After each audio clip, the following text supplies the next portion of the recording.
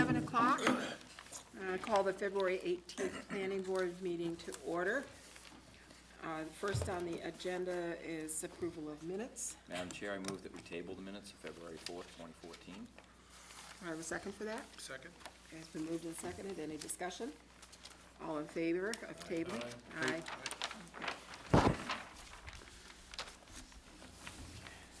And there are no approval not required plans. So we move on to continuation of public hearing. The first, the applicant, Edward and Suzanne Hobart, is a definitive plan to subdivide 6.04 acres into 2 lots located at 476 Blacksmith Shop Road, East Falmouth, for the applicant.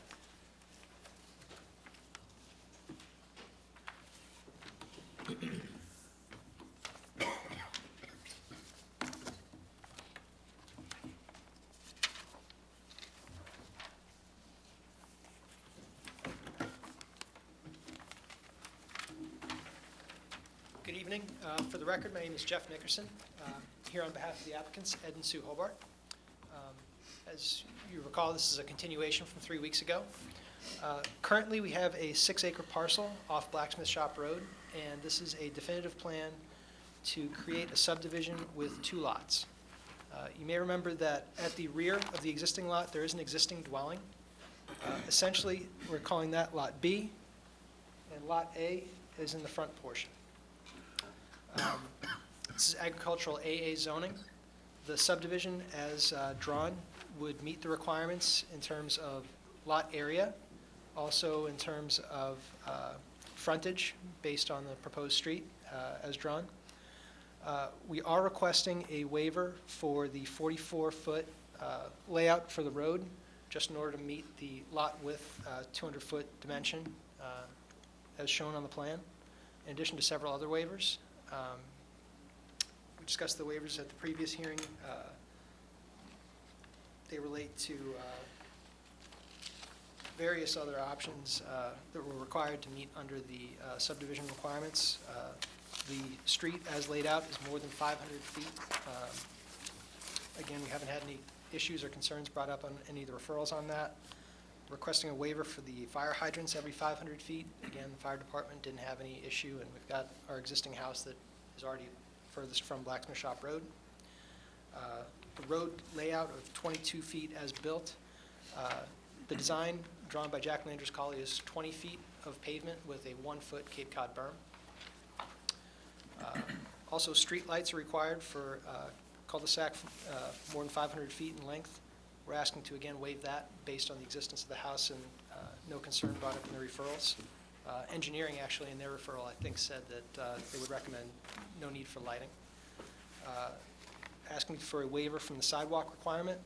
Again, we've got an existing house. Engineering in their referral indicated that they didn't feel that sidewalks be necessary.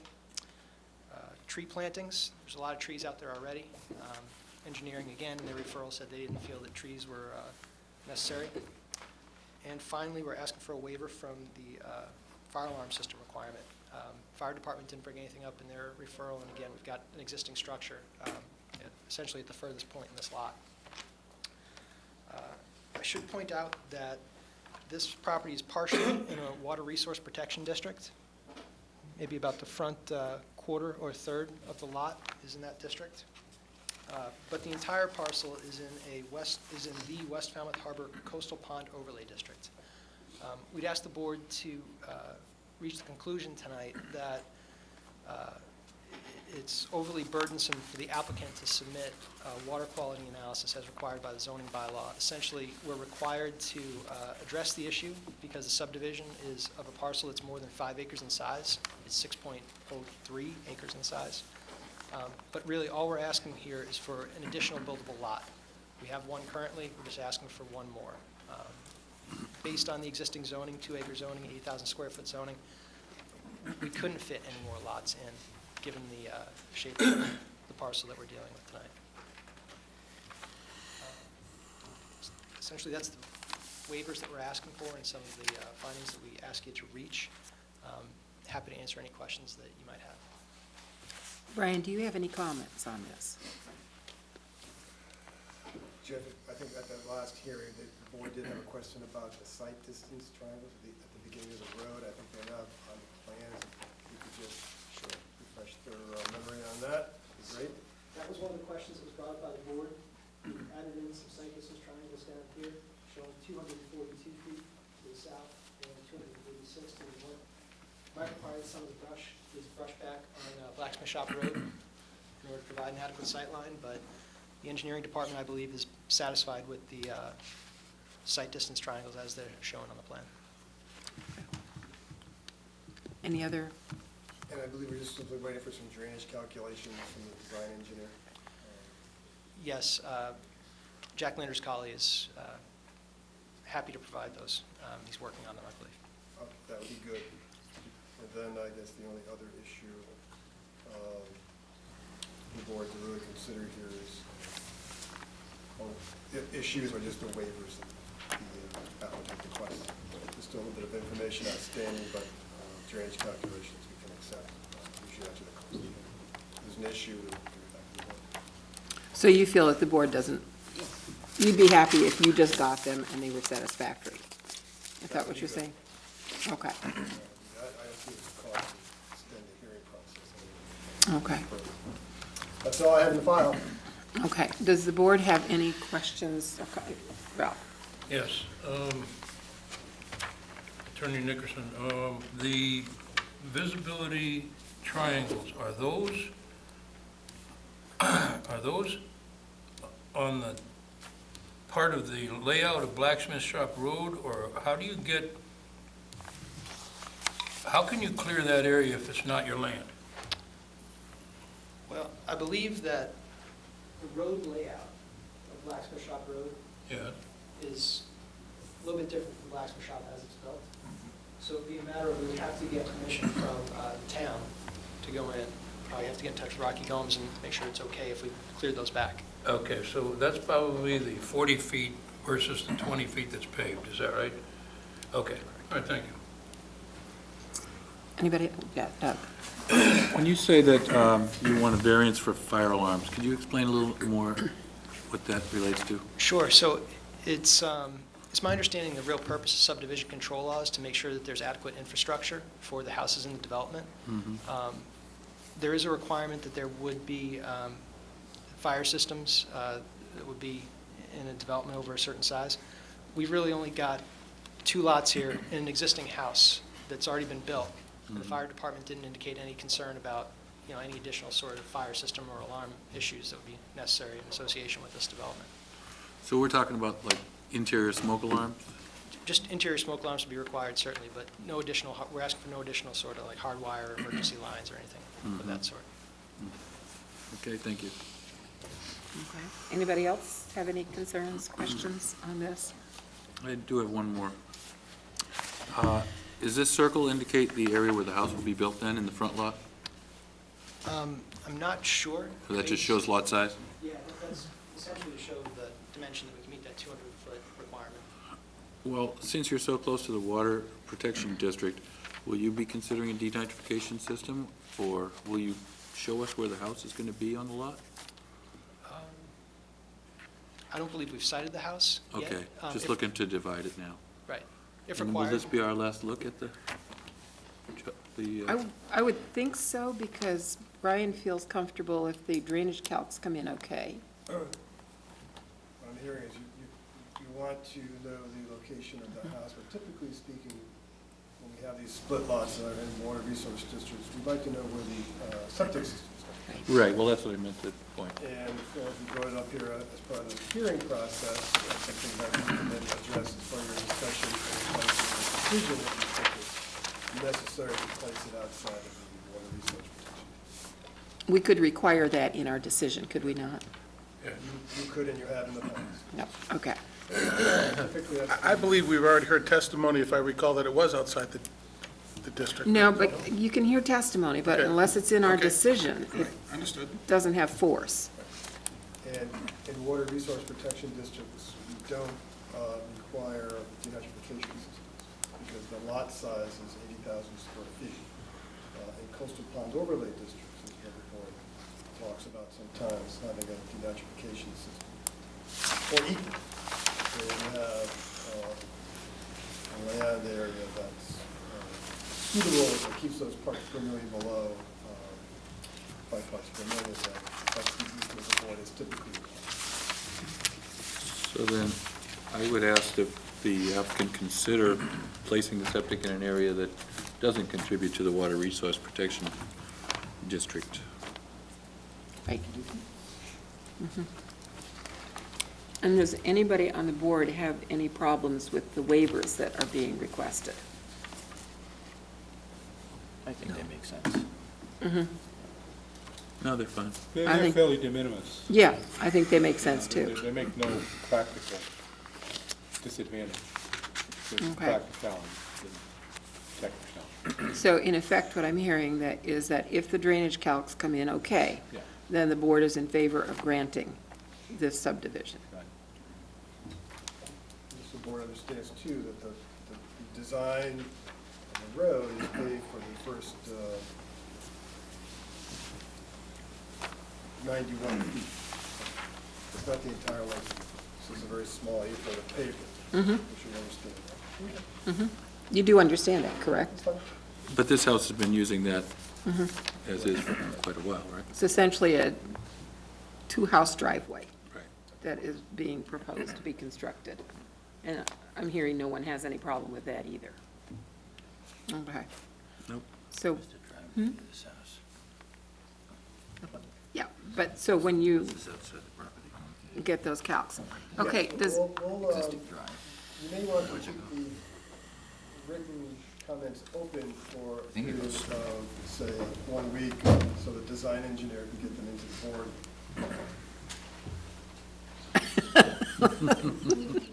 little coercion here. That would be wonderful. Does anyone in the public have any comments they wish to make on this plan? Okay. Hearing none. Take it under advisement, the written referendum for a period of 1 week. Okay. Revised calculations But from I need a motion for that since it is a definitive plan. I move that we keep the written door open, but we close That we discussion. take it under advisement Okay. and leave it open for 1 week for written comments. Correct. Okay? Thank you. Second? Been moved and seconded. All in favor? Aye. Opposed, abstained. Madam Chair, may I apologize for being late, but a pipe burst in my living room, over my living room ceiling. I had to wait for the plumber to come on an emergency call. I hope you weren't waiting ankle deep or anything. No, we got some trash barrels out there under it. Oh, my The goodness. ceiling didn't come crashing down, but it's gonna have to come down anyway. Yeah. Okay, Unfortunate. second. That's unfortunate. Thank you. Next on the agenda, the applicant is Sun Elite LLC, modification of a definitive plan to waive the requirement for a sidewalk on Sunrise Lane and make drainage improvements on Crowell Road for the applicant.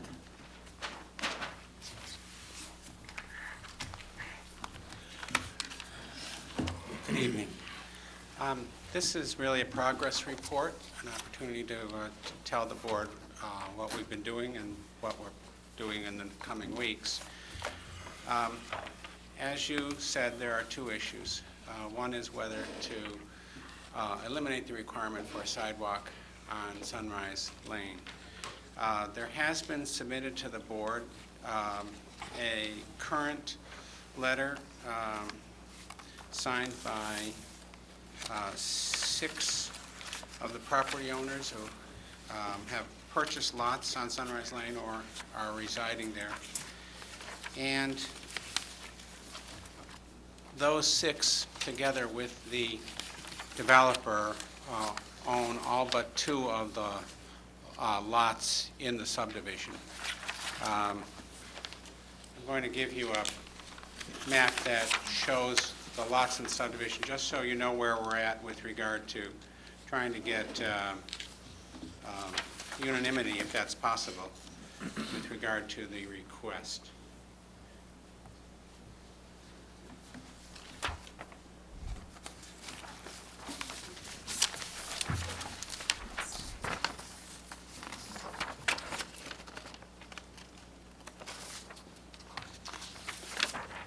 say we should have a letter in here? It's in the folder. Okay, sure. And the purpose of that is simply to show you all the lots which I've marked with yellow. Those are the lots that are owned by, still owned by the developer or are owned by the signatories to the letter that was submitted, received by the planning board on February 4, supporting this request. So the two lots that have not signed onto this request are actually the first two lots on Sunrise Lane. And in blue on the plan that I've provided to you, I've just indicated where the sidewalk would go. So there certainly would be no sense in extending the sidewalk to where people don't want it to go on their property, but the people who own the lots closest to Crowell Road, where there is a sidewalk, have not yet signed anything saying that they don't want the sidewalk. We don't believe that they, in fact, want the sidewalk, but they may, and there are other issues going on. So that's the report and a response to the question of what was the current position of residents of the neighborhood with regard to having that sidewalk installed.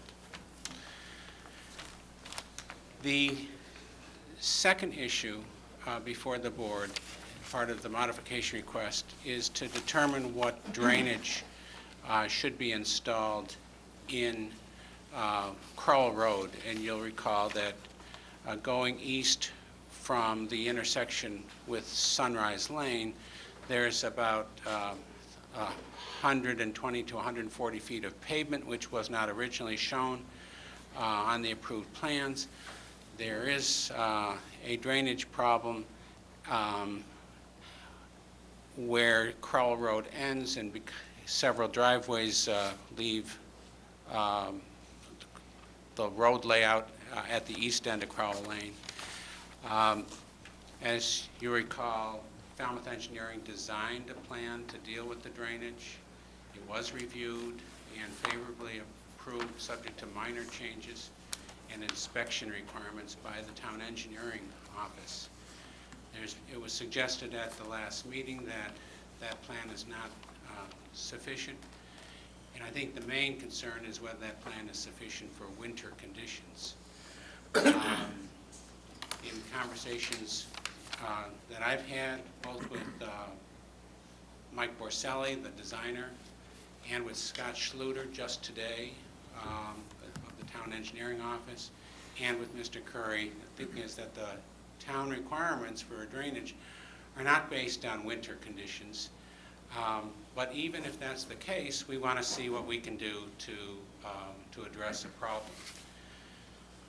A meeting has been scheduled for next week with Mr. Schluter. He's made himself available, and the developer's engineer and the developer, Robert Champsey, is actually going to fly from California specifically to be at that meeting. I'm also going to invite Steve Kramer, who is the neighbor who is a registered surveyor and lives at the end of Crowell Road, to attend that on-site meeting and see if we can come up with some agreement as to what should be done that's really in excess of what the town's requirements are. Now, what we're dealing with in this matter is a request, or it all relates to a request for a release of the bond that would be made when the work is done. The bond is only $40,000. The covenant was released years ago. So what we're really dealing with is trying to determine what can be done with that money. The town doesn't really want to be responsible for doing the work. The developer is engaged. He's done some of the work that's required. We're trying to find out what else needs to be done. And it's in his interest to do this work simply to get the bond released. So that's what we're working on. Having talked to Mr. Curry, we anticipate another short continuance, perhaps 2 weeks from now. We'll give you another report. By then, we would have had that meeting to discuss the drainage with interested parties, including the town, and we'll report back to you then. Doug? Do you have the plan that was discussed, the drainage proposed remediation? I don't have it with me. Where would we see that, in the planning office? Sure, we filed it with the board, and you may have it before you. No, there's been no revised plan to what we submitted. The original drawing is on the table. This one? Okay, so there wasn't a revised. It's to be developed as part of the discussions that will happen at this meeting. I see, okay. Are there any other questions? Ralph? Yes, Attorney Allen, could you indicate which lots were signed by the current homeowners that live in that area?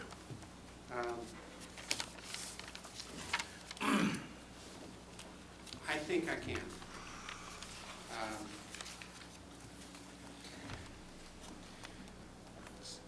Lot 4, Lot 3, Lot 5, Four, Lot 3, what, slow please, thank you. I got 3, 4, and 5. 2, 6, and 11. 2, 6 6, and 11. and 11.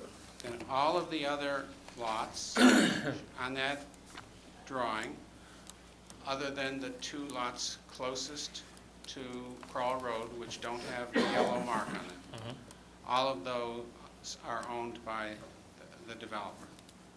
And they include lots 9 and 10, which are off of the short road that goes to the east.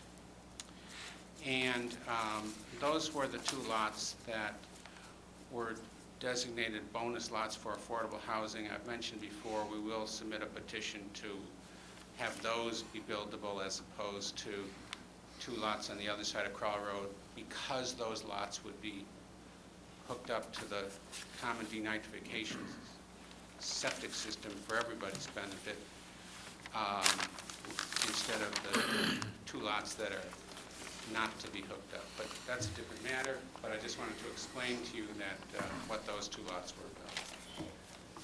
And of those 6 lots that you indicated, are all of those lots currently developed and have houses on them? I think the answer is no. 4 or 5 of them have houses on them. Do you know which ones? I'm not sure which ones do not. The first 3 lots on Crawl Road on the west side do have houses on them. That is the first 4 on the upper part of that plan you're looking at. On Sunrise, you mean? Correct, on Sunrise. The first The first 4 lots, I believe, have houses on them. 2, 3, 4, and 5 have houses, Yes. okay?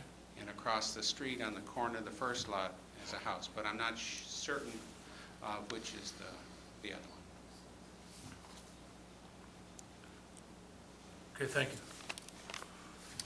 Paul?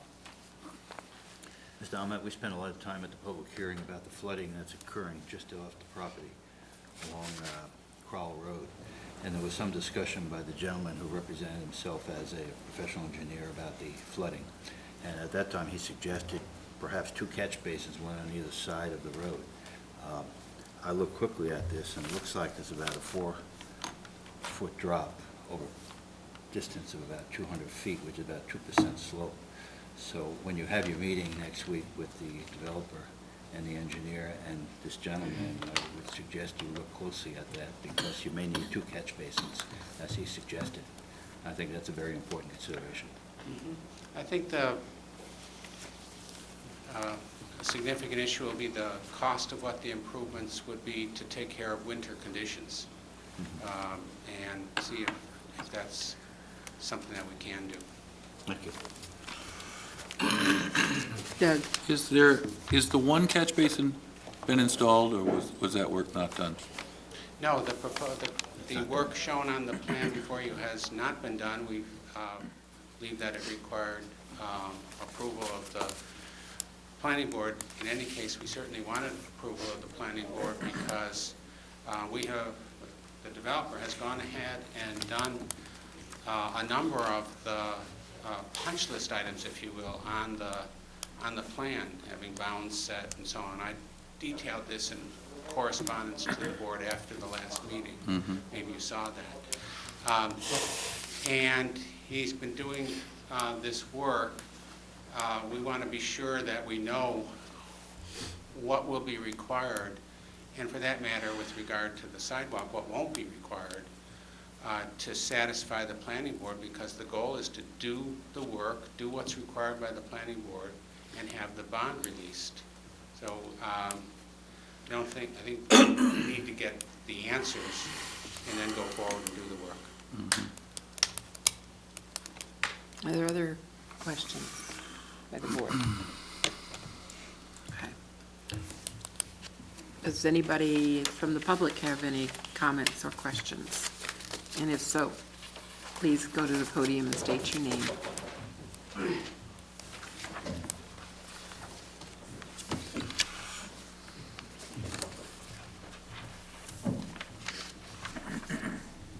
Scott Thrasher, 58 Kroll Road.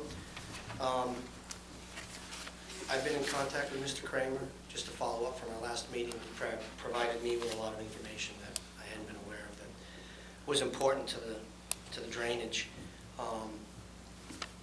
I'd just like to comment, I think Mr. Kramer being new to the process, but having the wealth of information, I think that's very beneficial to everybody involved. I think that's been a great asset to what's going on at the end of the road. I just kind of find it a bit, I'd like to have been included, I think. If we're going to look at the process, I think the whole problem has started from my complaints of the drainage in the beginning, and I tried working with the developer from the beginning. So I would like to make sure that everybody's included in the process, so that, and as long as, and my main goal would be to make sure I've been in contact with Mr. Kramer. We talked this evening, he couldn't make it because of the weather, that we both in agreement with what needs to be done and how we need to proceed. But I would at least I'm glad to see that Mr. Kramer is included in the process, because he has the professional knowledge. I just kind of have the history and what I think would work from seeing what's happened. But I did send an email. I hope it was received today prior to the meeting. And over the last few weeks, his assessment of the situation with the snow and everything, it was quite right, because the road isn't the worst condition it's ever been, with the water not shedding off the road once the snow goes up. So he was right. I only look at it as a process that's gone on over time. My only concern is I'd like to make sure when we're looking at the fix, that we're looking at the long term, and that whatever we're putting in for catch basins, it's maintainable. And that however it's to be maintained either by the town or the grader, that we can make sure that this is done, and then we're not coming back to it. Mr. Kramer and I have talked at great length. Unfortunately, what little bit of the old dirt road I'm hanging on to might not be feasible anymore. I'm not looking for anything extra here. I just would like the water to stop. The fact that he's included, I do appreciate. But, we'll be following it closely. It'd be nice to see this come to a resolve, as with all the other issues, and get this taken care of. It's been way too long. Could I ask you a question, please, Mr. Thrasher? Yes. When I first heard your comments, I did not get the impression that this was just a winter issue, and I may be wrong in that. Is it just a winter issue? No. It depends upon the weather and ground conditions. Spring, we get a lot of rain.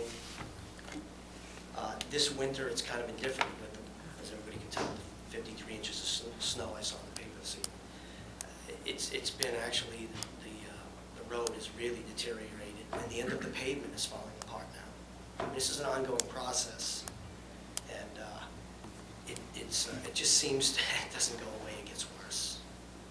So it's not just a winter issue, because a lot of my photos that I submitted weren't taken in the winter.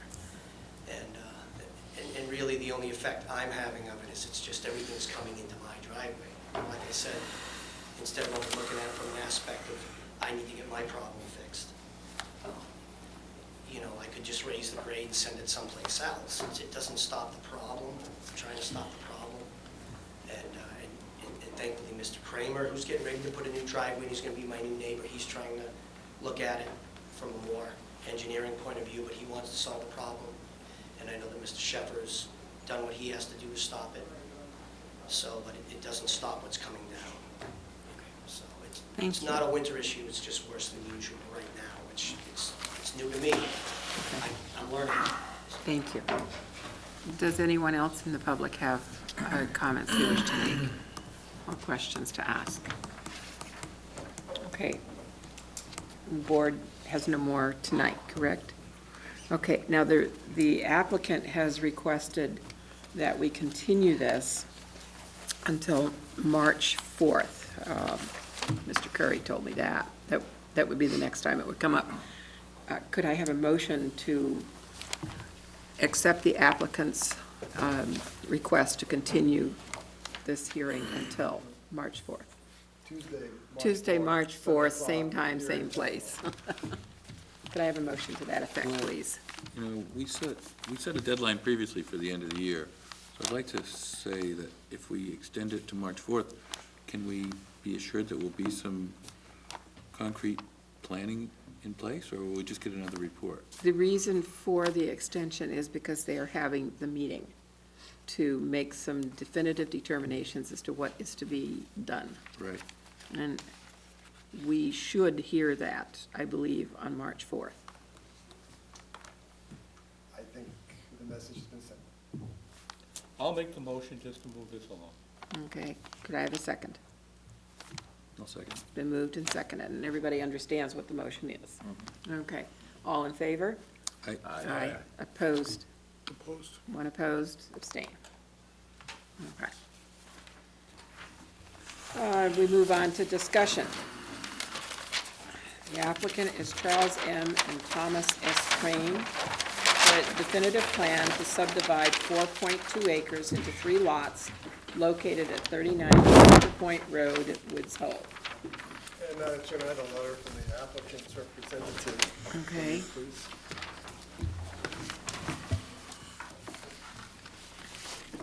Okay, this letter is from Holmes McGrath. Dear Planning Board members, please allow us to withdraw without prejudice the application for subdivision approval for a plan submitted as a definitive plan entitled Definitive Subdivision Plan prepared for Charles M. and Thomas S. Crane. We are intending to reopen the hearing, but instead we are withdrawing the plans at the recommendation and request of Brian Curry.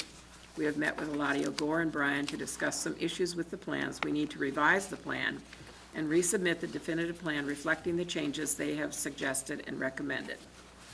The changes we are making include altering the end of Juniper Point Road to eliminate an apparent zoning problem with lot width by proposing a cul-de-sac. The second change is to minimize the length of the Hinckley Road layout to provide the minimum frontage for a building lot. We also are adding a temporary turnaround on Hinckley Road. So these are the reasons they wish us. I move that we permit this applicant to withdraw his present application without prejudice. Do I have a second for that? Second. It's been moved and seconded. Does anybody have any questions on this? Okay, all in favor? Aye. Opposed, abstain. Okay, you want to pass that back to Brian? We move on. Applicant, CenterCore LLC, site plan review to construct a 6,992 square foot retail tire store on .89 acres located at 93 T-Ticket Highway with associated parking, drainage, and landscaping. Kelly Engineering Group and for the applicant, please. Madam Chair, I have a statement to make. Okay. Okay. Attorney Ahmed has requested that I disqualify myself from the site plan review of his client's project proposal. Attorney Arment misrepresented my comments made at a recent Design Review Committee meeting in his letter to Mr. Brian Curry. He misspoke by saying that I am opposed to this project. At no time did I ever state that I was against this project. In fact, I stated that I didn't care about the use of the site, only that the building's facade left a lot to be desired. He has obviously confused my statements with those of DRC member Noah Greenberg, who had major concerns about the appropriateness of this site for the proposed business. Other board members also questioned the use of the site for this business. To say that I indicated prejudgment and keen interest in opposing a project is absolutely ridiculous. How could I prejudge something I was viewing for the first time? As a private citizen, which I stated as my capacity at the time, I have every right to comment on a project as it is presented at any public meeting. As a Falmouth citizen, I am very interested in the architectural integrity of this town. My comments had absolutely nothing to do with any of the site plan review parameters that would come before the planning board. Furthermore, I find it highly insulting that Mr. Arment thinks that I am incapable of rendering a decision based on the merits and parameters of a site plan review. I voiced my opinion on the building's design at the Design Review Board's meeting because that was the proper forum. The planning board has no say in the physical appearance of the building. I have read the memo regarding disqualifications and found no application to the situation, but to oblige Mr. Arment, I will disqualify myself from this section. And so will I. Okay.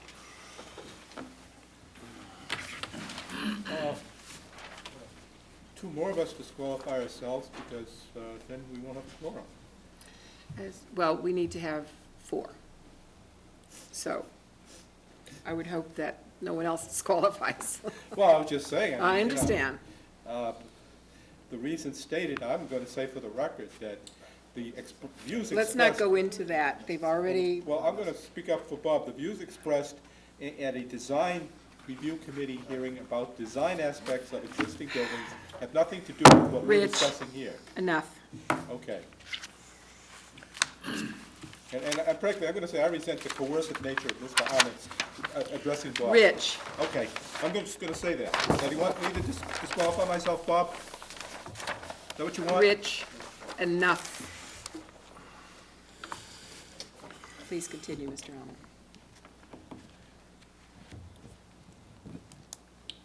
Thank you. For the record, I'm Bob Ament. I'm a Falmouth attorney.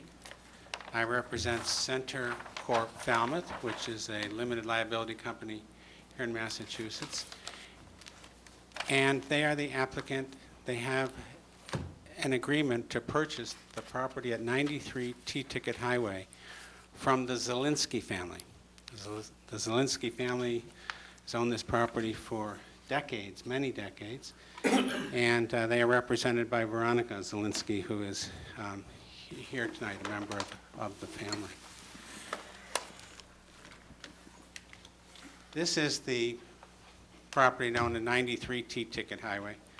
It has a house which in recent years has been a single-family house. It has been a duplex previously on the property with a total of 5 bedrooms. This plan and the other plans that you'll see were prepared by Kelly Engineering of Braintree, and Brandon Lee is right here, a professional engineer from that firm. Also here is John Wipachowski, who is the project manager for Town Fair Tire. The proposal is to construct a Town Fair Tire retail store. It's a tire store on the property as per plans that you'll see. The property is zoned Business 2. It is on T-Ticket Highway, abutted to the rear by the Falmouth Mall, abutted, actually this is to the south. We think of it as to the east, towards East Falmouth, by the Burger King, and this is the Admiralty Motel. That's to the north. The Zielinski family has been trying to sell the subject property for, Veronica Zielinski told me, 15 years. Never found a buyer who would want to reuse the 200-year-old house that's on the site. It's a rather small structure in the front yard. For footprint of the old part of that property is only around 700 square feet. And there's also concern about the location of the property, almost across the street from Stop and Shop. There's a lot of traffic backup between Burger King and the lights. And many people over the years came to the owner of the Burger King property and said, if we bought the Zielinski property, can we share your curb cut? Because this property, the Burger King, under its 1980 special permit, which allowed the fast food operations there, has a dedicated left turn lane. And of course is just that much farther away from the Jones Road Worcester Court intersection. Finally, the owner of the Burger King property, Center Court T-Ticket LLC, said, why don't we do it ourselves? Why don't we purchase the Zielinski property, and we're willing to share that curb cut under those circumstances. So the goal in developing the Zielinski property has been to minimize traffic impacts on T-Ticket Highway by sharing that the Burger King curb cut, and to save the magnificent beech trees which are in the front of the Zielinski property here and here. The location of those trees would make it difficult, without harming those trees and eventually killing them, probably having to take them down from the start, to put a curb cut directly onto the highway. It could be done. Could have a curb cut there. It's been suggested, but we think that it's a much better solution to share the curb cut.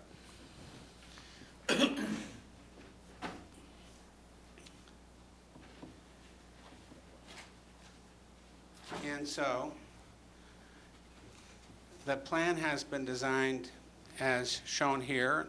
We have the actual engineering plan that you have, the layout plan with us, but this is that aerial with the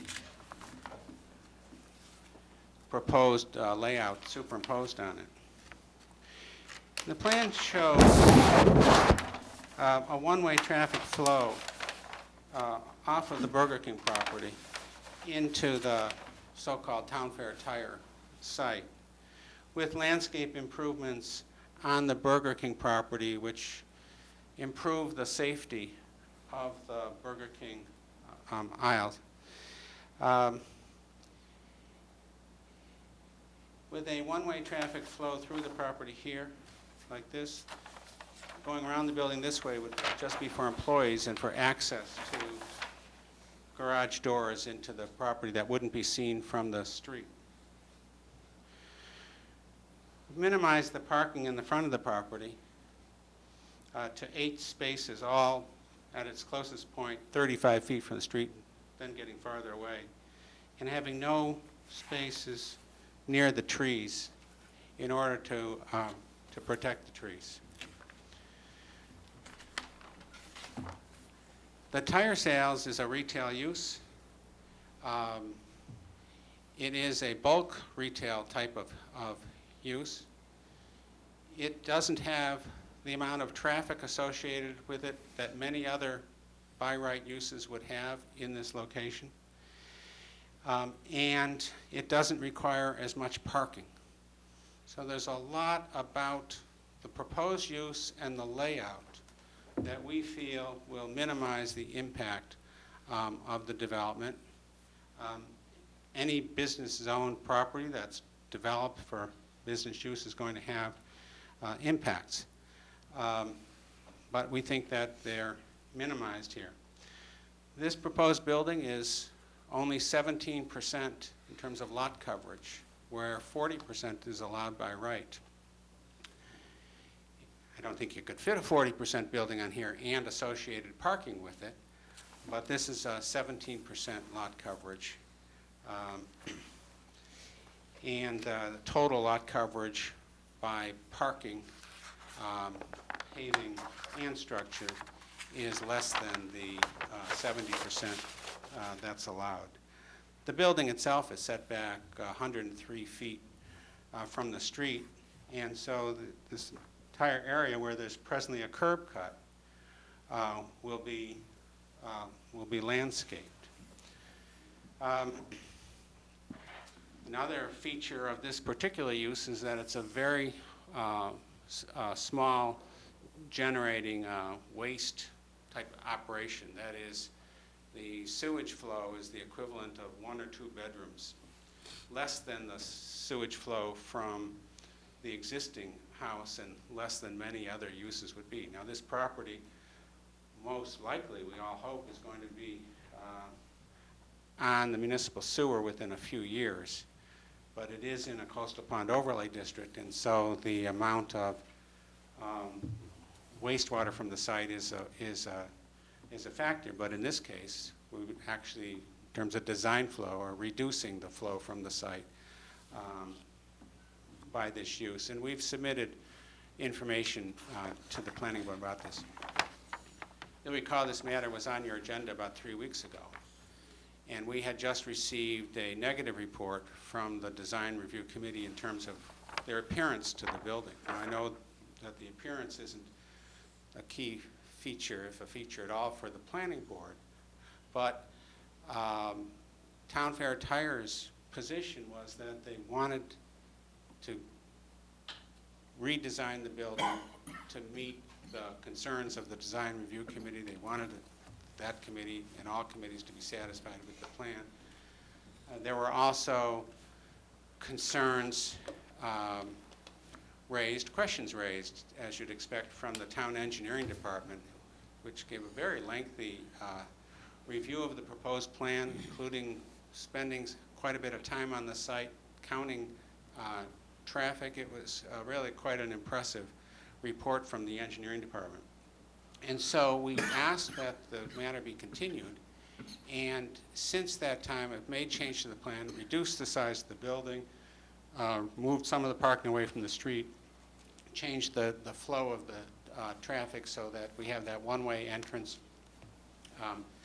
Really made a number of changes to improve the project. For instance, moving the 14 by 45 space for delivery trucks to this location instead of here, because it's better for passage of traffic. So a week ago, on February 10th, we submitted to the planning board all the revised plans that you now have, along with traffic report and answers to all the questions that were raised by the fire department, by the town engineering department. It was also in response to the staff report by the planning staff. And we thought also that we were addressing concerns of the Design Review Committee in the revision of the plans. We met with them again earlier this week. To say the least, they're still not satisfied with the plan. They have really concerns about the use of the property. I think we can satisfy their concerns eventually, I would hope, with the design of the building itself, materials and features, and we've actually made changes just in the past several days that are responsive to that, their concerns. I have those to show you if you're interested in them. But as far as the use of the property, we think it's a by right use. We have a letter, which the planning board has a copy we submitted from the building commissioner agreeing that we don't need a special permit for this use. Even so, we'd still need design site plan review. But it's an allowed use in the area. We are going to the Board of Appeals for a special permit, not because of the use of this site so much. It's because we're going to use the access through Burger King, which also, by the way, as you know, includes entrance directly to the mall. And we're making changes to the Burger King property, and we felt that that required a modification of the Burger King special permit, which was issued in 1980, because we're changing some of the, reducing the parking, which doesn't seem to all be necessary, but replacing some of the parking on the Burger King property with parking on the Town Fair Tire property.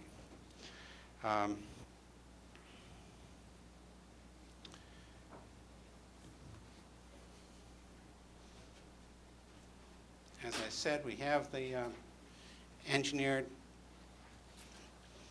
plan. It shows all the details. This is the sewer and drain and utility plan. The zoning is on the layout sheet that you have, that's sheet 3 of the package. And I think that because these revised plans were submitted to you only the middle of last week, I don't know that the planning staff has had an opportunity to get responses to all these changes and the correspondence that Brandon Lee submitted, responses from the engineering department, or whether they've had a chance to study it very carefully themselves. So you may not have an updated site staff report. We're very interested in seeing if we've covered everything and whether the town is satisfied with the design. I'll try to answer any questions you have, and certainly Brandon Lee or John Wojciechowski. Questions? Rich? Bob, I have a couple of questions. First is this going to be just simply tire sales and installation, or is it going to be general mechanical service? No, that's an excellent question. Among the documents that have been submitted to the planning board, as I said, is a letter, copy of a letter from the building commissioner. So you have that in your file. And that letter to the building commissioner included a 2-page description of what Town Fair Tire does. And it's summarized in that letter. So to answer your question, there are, they don't do automotive repairs. And John, correct me if I get anything wrong here, but they sell tires and they install them. Now that involves balancing and alignment, but nothing more. No oil changes, fluid changes, things like that? None. If there's a problem with the brakes, if the ball bearings need to be worked on, getting out of my territory here as to, about the repair process, but they don't do any of it, just what I've described. The next question is, how many bays are there going to be in that rectangular section? 5. 5 bays, okay. And which way will the vehicles be entering those bays?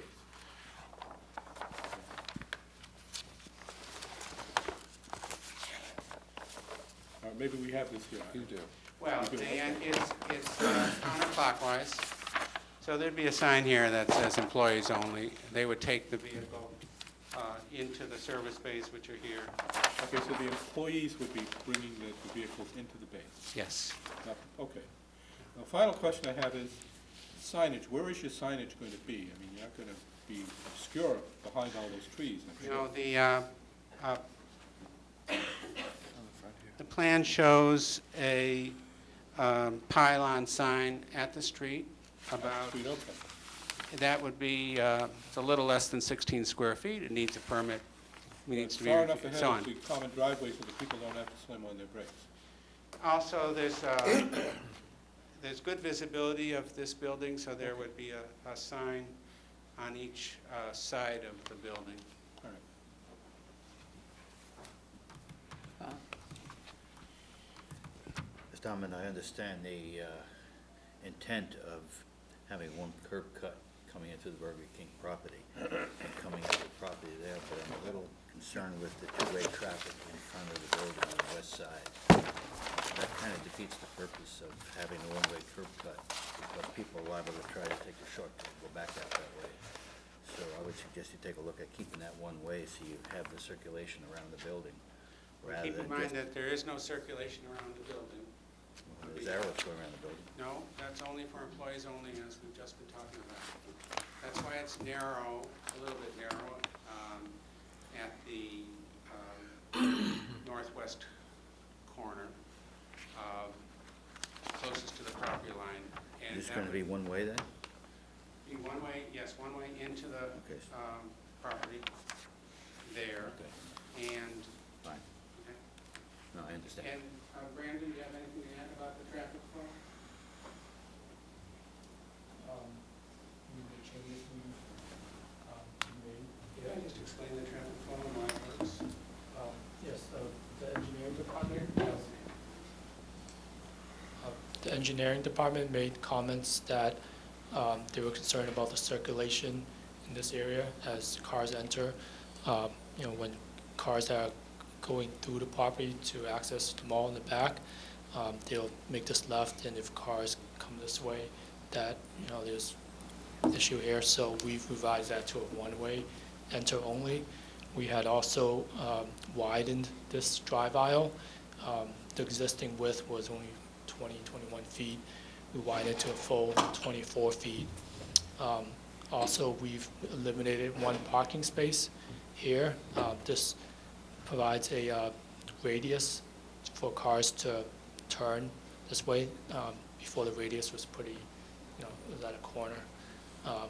Also, the traffic engineer had recommended that we put a stop sign here and a stop bar right here, so as cars come this way and make this turn, that they would stop here. Those are some of the improvements we've made.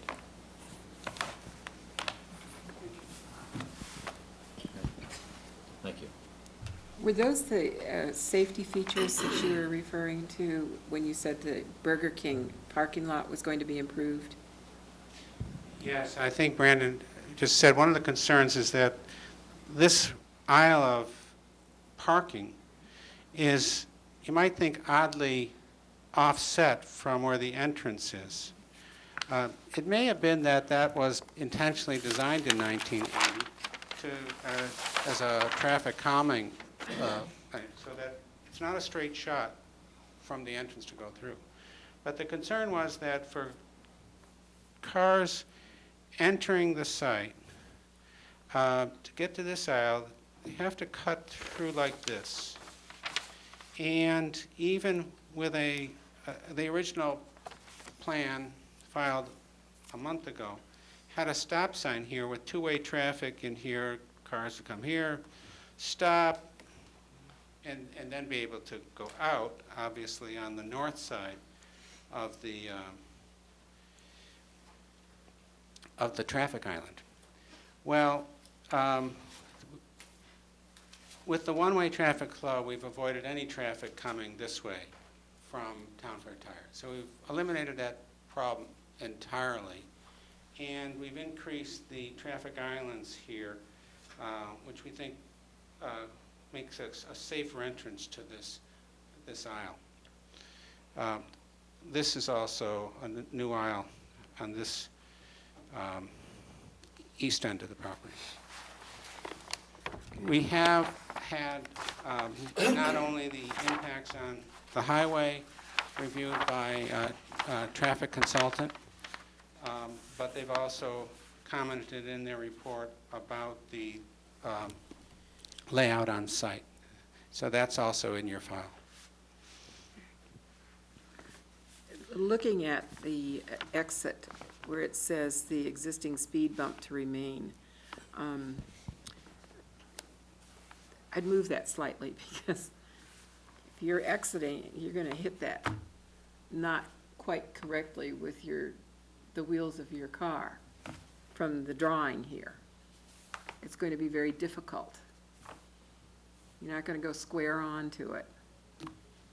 So I would tend to move it a little bit further. And you're probably suggesting it, moving it a little bit to the east, that is just towards the, about where the property line is indicated? Well, I'm looking more towards the west, I think, just where the driveway is, perhaps. I'm not sure, because I know where it is, but I don't know where it would be in You're conjunction. going to move it this way? Yeah, that's what I I'm guess that's thinking. if it can be done? Unless Brandon's north arrow is wrong, that would be to the West. east. East? East, yeah. Oh, I'm sorry, I Up was is looking, east. yes, I was looking at the arrow wrong. You're right. It's east. Sometimes.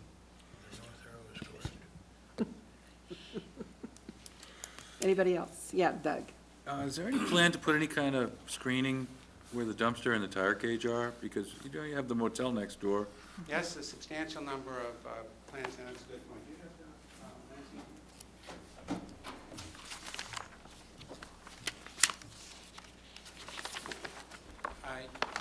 Your package includes a landscape plan and then a couple of sheets of notes about it. Really a surprising Oh, I'm sorry, yeah, I see that. number of trees proposed. I think in that corner, a bunch of arborvitae, but there are also a number of, I think it's maples proposed on the site, and cherry trees at the corners of the building. Nice landscape.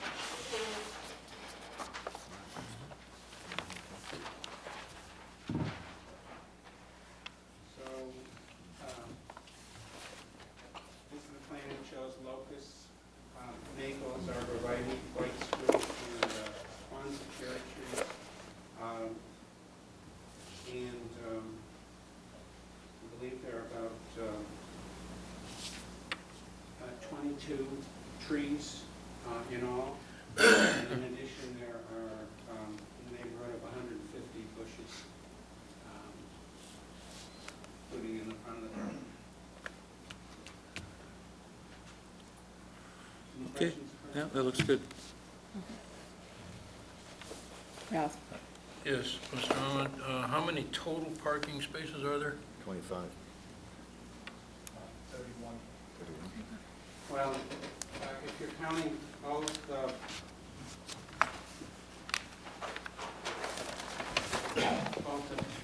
Burger King. No, just, Okay. just the property that we're looking at, 31.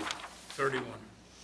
Okay, And we calculate, I believe, that 24, does that sound, 24 spaces were required for the bulk retail, which is one space for every 300 square feet. The building is about 6,600 square feet.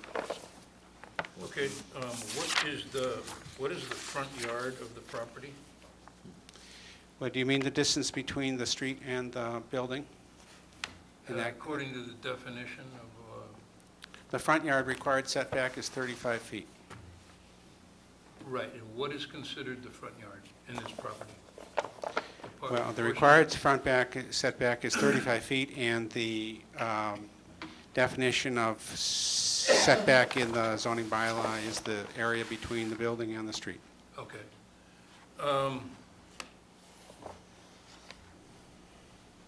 Under 24109E, the prohibited parking areas, I may need some help from Mr. Curry on this. It says that no part of any private parking area having 5 or more parking spaces shall be located in the front yard, as defined. Nor shall any private property be located within 5 feet of any property line. The planning board may, by special permit, allow parking in front yards or within 5 feet of the property line. Is this appropriate in this case, Mr. Curry? This question came up about 15 years ago, Ralph, that the interpretation of that section is that the planning board can require a special permit for parking that encroaches into the front yard setback. I'm not answering your question correctly. In other words, That setback- there's no special permit for parking in a front yard, the distance from the facade to the street front. The interpretation is a special permit required if you're in the setback area. So the setback area is 30, or did you say 35.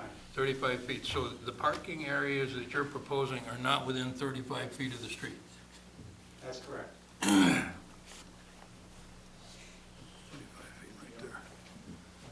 Okay, thank you. And then the last thing is the proposed tire cage, is that moved in and out of that area on a daily basis, or are tires stored there permanently? That is a fixed location where tires taken off of cars are stored until they would be picked up, probably about weekly, two times a week. So what, can you describe what a tire cage is then, please? Yes, very clearly, because the cross-sections, the architectural drawings are among the things that you have been submitted. So it is a roof structure that's screened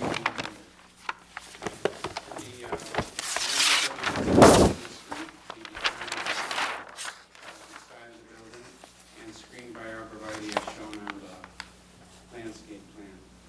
So is that considered part of the total square footage of this proposal? Yes, it is. So when I told you earlier that lot coverage of the building is 17%, that was referring to the building itself, not referring to the tire cage, which adds another 1%. That's why the plan shows lot coverage by structures at 18%. Still, as I told you, 40% to get the bylaw. But not considering percentages, those totals of the building plus that cage is over 7,000 square feet.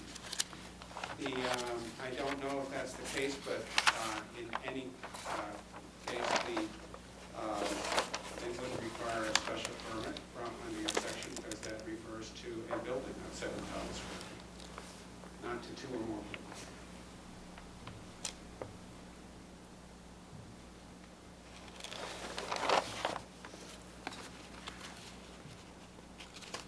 It's more of like a steel shed, right, a metal cage?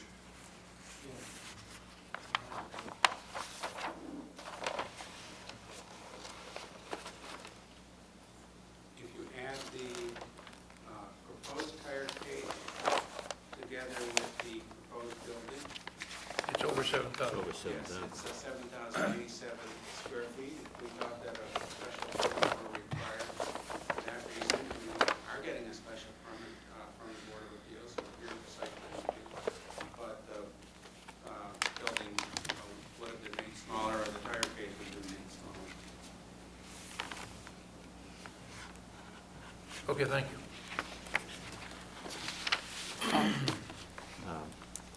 I have the parking spaces. There are 25 customer parking plus 2 handicap and 4 employee parking, so it is 31, as indicated. The other comment I wanted to make, looking at the landscape plan, I think there's an awful lot of effort being put in the landscape plan, and I think that's a very good effort on the part of the Senate. You know, despite how badly the plan has been received by the Design Review Committee, the thinking has been that we save those beech trees, landscape the heck out of the streetscape, avoid a new curb cut, and we think it's a pretty good plan for Business 2 property in the proposed location. The building itself, it's a one-story building, 103 feet back from the street, and we're adding clapboards to it and other features to soften the appearance of it.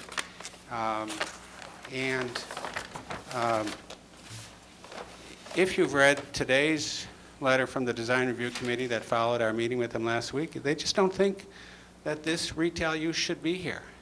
And there's no automotive repairs, there are no junk cars going to be on the site. It's not a gas station, it's not a motor vehicle service repair place. It is no different in its appearance from the street than any other retail use of this site. You should, and I know you will, read the Design Review Committee's referral letter and ask yourselves B2 location in this surrounding, I don't think we could do it any better. And let me add one thing too, 'cause you haven't raised it, one of you might. You know, there is a 200-year-old house on the site. It's got asbestos and a lot of problems, and it's actually so small to be difficult to use. It's in the front of the property. We're hoping it can be moved, and we've met with a group of people who were involved in saving Highfield Hall in the discussions about the Nimrod, and we're cooperating with it, offered to help pay for the cost of moving it. Hopefully there'll be a location in a visible spot along Route 28 that building can go to. I want you to address the parking question from a pragmatic perspective rather than a technical formula. What is the turnaround time for a tire job? It's about an hour and a half. About an hour and a half. So as a practical matter, you're going to be taking 5 people in the bay for an hour and a half, and you'll have enough spaces for 3 or 4 other cars per bay. People aren't going to be waiting around an hour and a half in those spaces, and you'll still have some space for the employees. Is that correct? I mean, if you're looking at this from so many thousand square feet, and you're looking at a fast food restaurant, well, then obviously that makes some sense because you're looking at a lot of turnover. But this isn't a high turnover operation, so the parking isn't really that much of a concern. It's certainly not related to the square footage, where most of the square footage is taken up by automotive bays and not occupancy by people.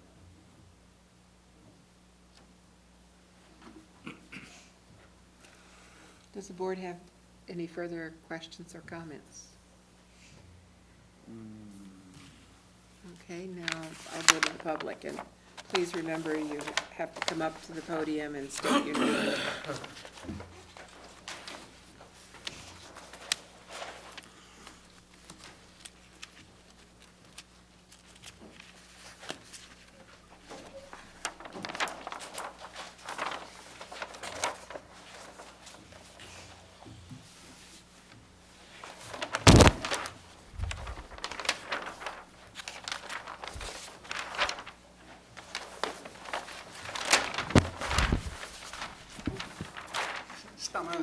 Jericho Pat.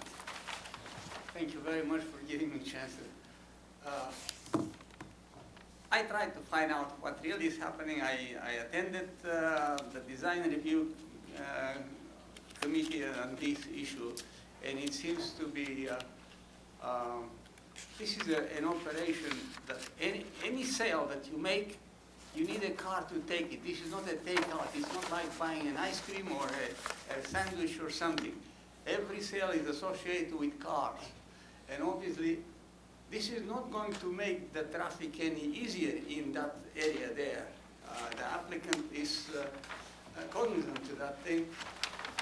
The design review committee tried to suggest Worcester Court in the automotive area, that there are so many, where it would be very much more appropriate for them.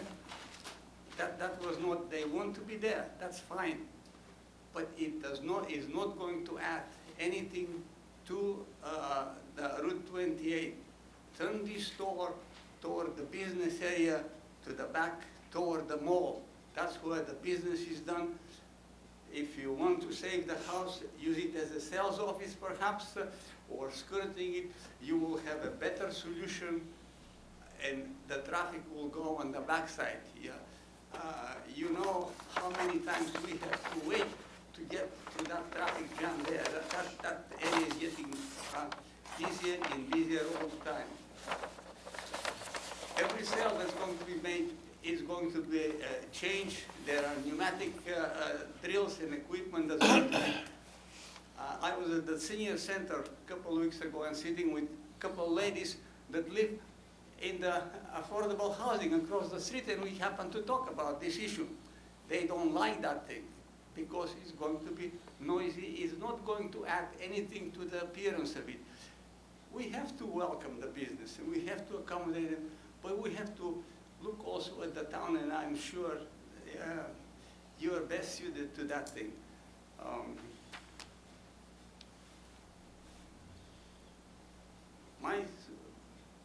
My suggestion, perhaps the closest thing would be turn the business to the backside where the business is done. And I thank you very much. I have a letter that for a reference thing that I tried to give you last time. Would you like to drop it? It can be put in the folder. It's just it's a reference matter. Thank you very much. I truly appreciate your time. Of course, and if you could give that to Mr. Curry, he will put it in the folder. Thank you. Thank you. Is there anyone else who wishes to make a comment from the public? Ken? For the record, Kenneth Medeiros. I would like to ask, or may I ask the applicant, how many jobs will this create? I know it's not a site plan review, but how many jobs will it? 10 to 12. So, 10 to 12.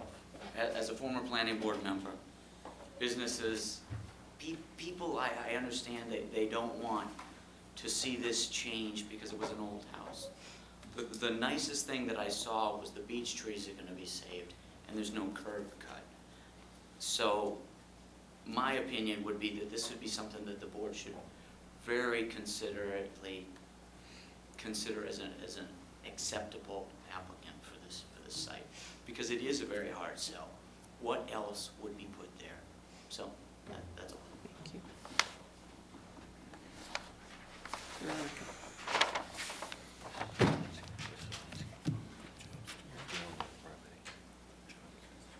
We all have games tonight.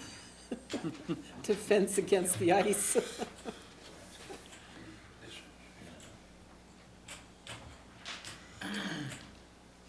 Veronica Zielinski.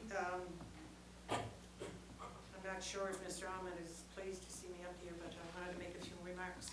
As far as the landscaping, and people have been referring to the trees and the beech trees. A couple of years ago, I spoke to, he was then our foreman of our tree planting, what is it? Tree warden? Tree warden, yes. And he told me at that time that they were our trees, so to speak. Well, the last year or so, in that whole property, there have been squatters coming in. And the lot was so dense that at one time we had 3 different entities living within the woods. And my brother-in-law got up one morning and there was a guy sitting at the kitchen table, had come in through the bathroom window.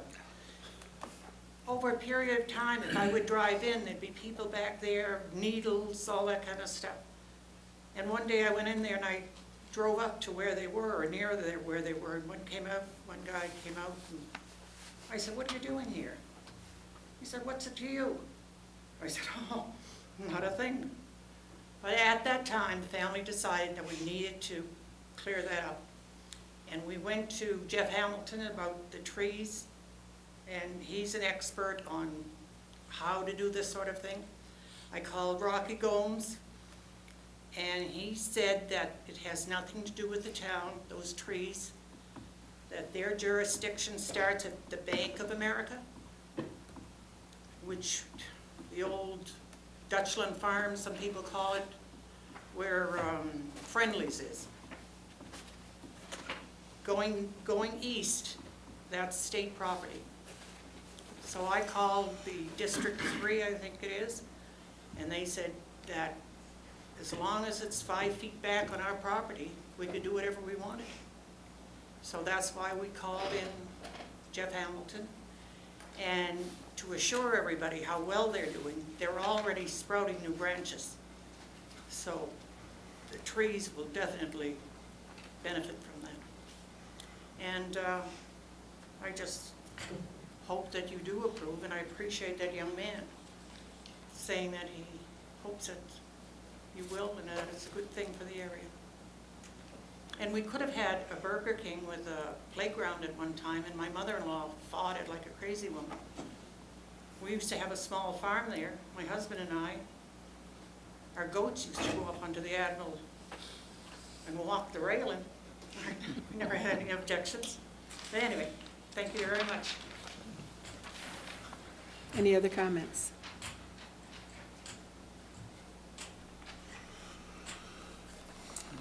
Okay, then at this point, we can take it under advisement. Set a hearing, we'll take a look at the plans for you, Right. and hopefully put you on for some sort of discussion decision on the 4th of March. Okay. I would like to make one comment.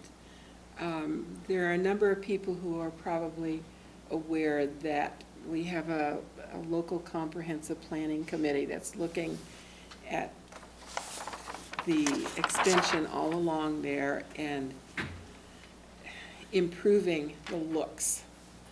This landscaping is going to go a long way, I think, towards improving it without continuing the ill use of the property that Veronica just referred to.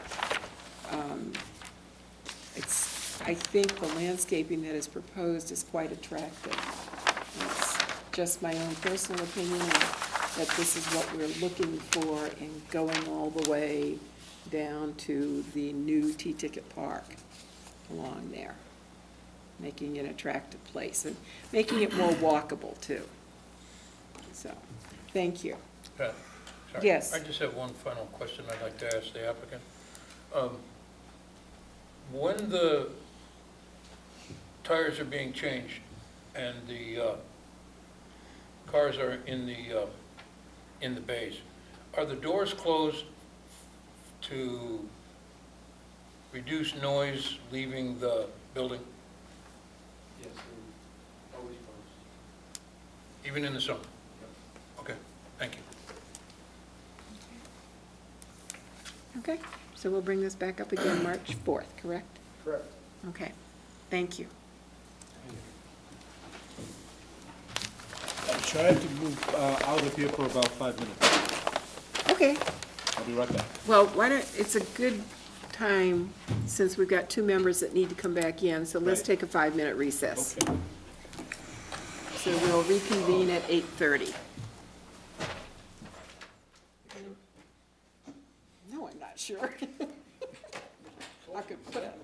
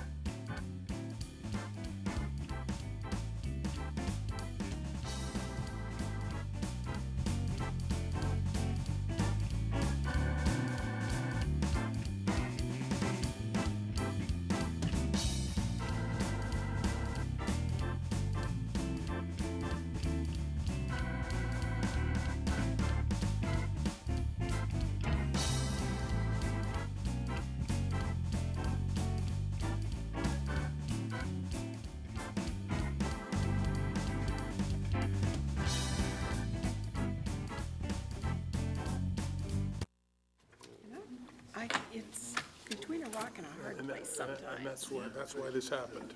Yeah. It's unfortunate that he didn't have faith in us, Yeah. our job, but How many windows you get in today, John? All but the ones we couldn't reach. Upstairs? Yeah, we got,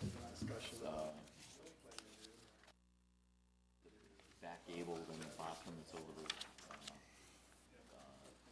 roof, two little windows that are over the roof. Oh, yeah, And then no wonder I the middle didn't one pay upstairs. attention to the back page. You got the other big windows upstairs? Upstairs? Yeah, there's two front ones, In fact, two front ones.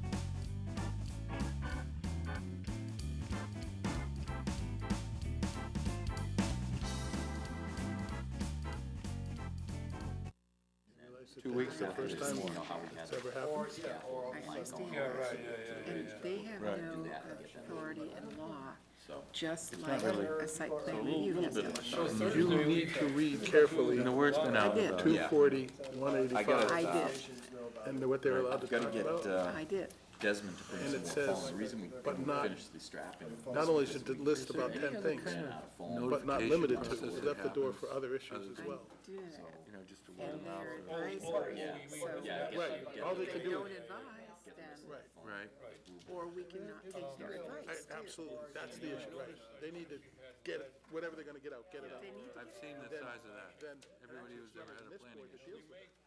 It's the ZBA that deals with that issue. So it's gonna go sailing through Consider us. maybe The ZBA will deal tagging with their like, recommendations, not, we don't care. And that's why I didn't understand why this whole thing happened. I sort of I'm understand gonna it, swing by, Oh, okay. because, again, it's before us. And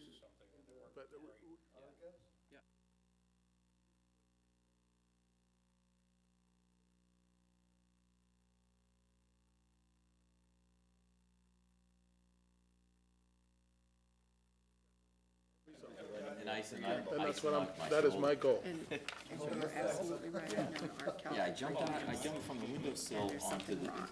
I do floor, know but it was that. that sheet of ice. And so both He feet was hit, I went right up, landed on my Sitting at the tail. meeting, what do I do? Today? Hopefully And he'll I just held tell you myself what. like this. And that's why I and it got up. just- He said, you don't have to do that.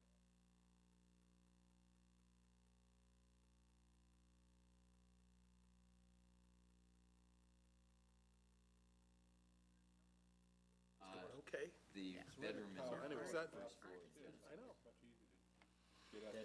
But that's what caused the whole There was a thing. sheet of ice there. The ceiling's gonna be wrecked anyway. Okay, folks, it's 8:30, so we're reconvening the planning board meeting. Next on the agenda is the planning board recommendations for spring 2014 town meeting zoning articles. And get this out of your package, because we'll just follow it right down in order.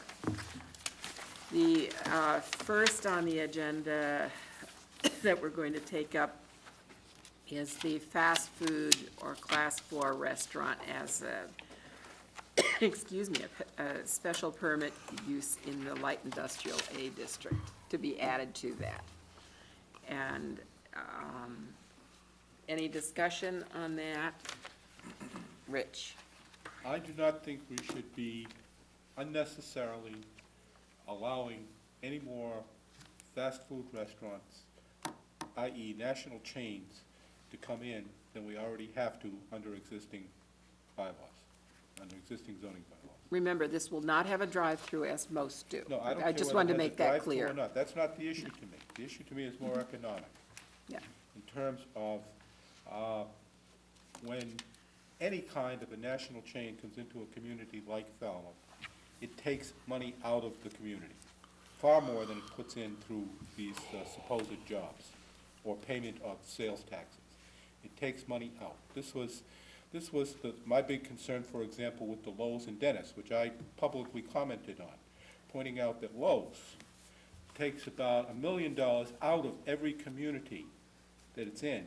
That is, when you take their total gross receipts and you subtract the wages they pay and the taxes they pay that, that go to the community, there's about $1 million per community that goes right down to South Carolina, and it stays there. Okay. And I don't think we need to allow any more than that, than we have to. We have to allow it somewhere. Obviously, we can't categorically exclude it. We do allow that use in some existing zones. I don't think we need to expand that. If this was just a little Dunkin' Donuts that Bob Ahmet was talking about, I wouldn't have any concern about it. But that's why I asked him.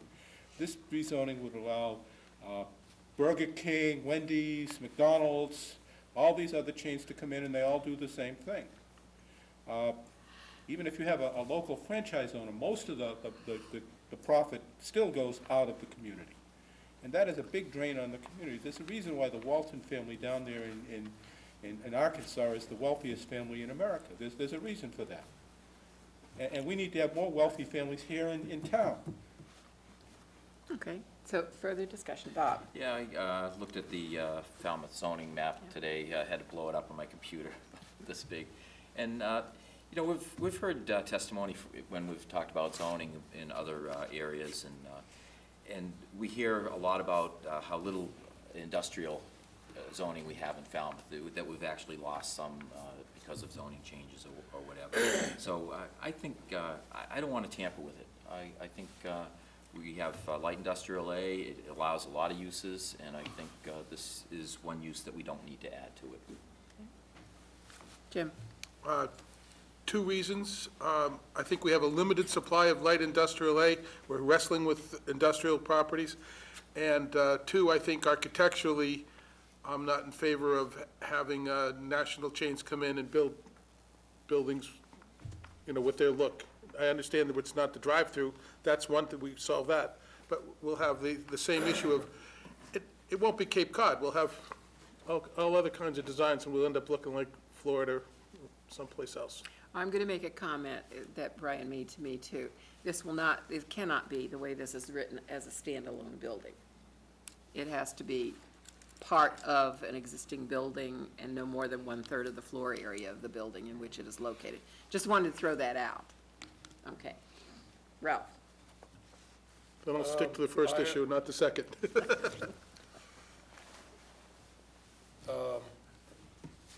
I could possibly agree to it, but much smaller than 4,000 square feet, so I couldn't vote in favor of this, as it's written.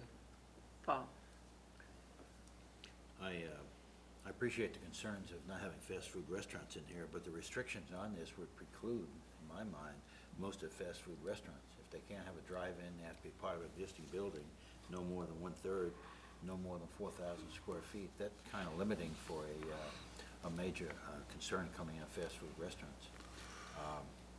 The comment that Richard has made about sending money out, there's a lot of small stores too, like True Value Hardware is actually bigger than Lowe's, and they send a lot of money out too, although they appear to be a very small company. So I wouldn't be so concerned with that aspect of it. Except for the fact that right now, the one thing that we do have is locally owned.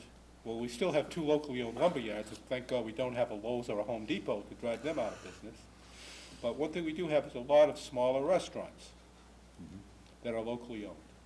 And we don't need to have any more national chains coming in to compete with them, period. I mean, what's happening in some other retail context is fine. There's nothing we can do about it. And there's nothing we can do about fast food restaurants coming into existing zones where they are permitted.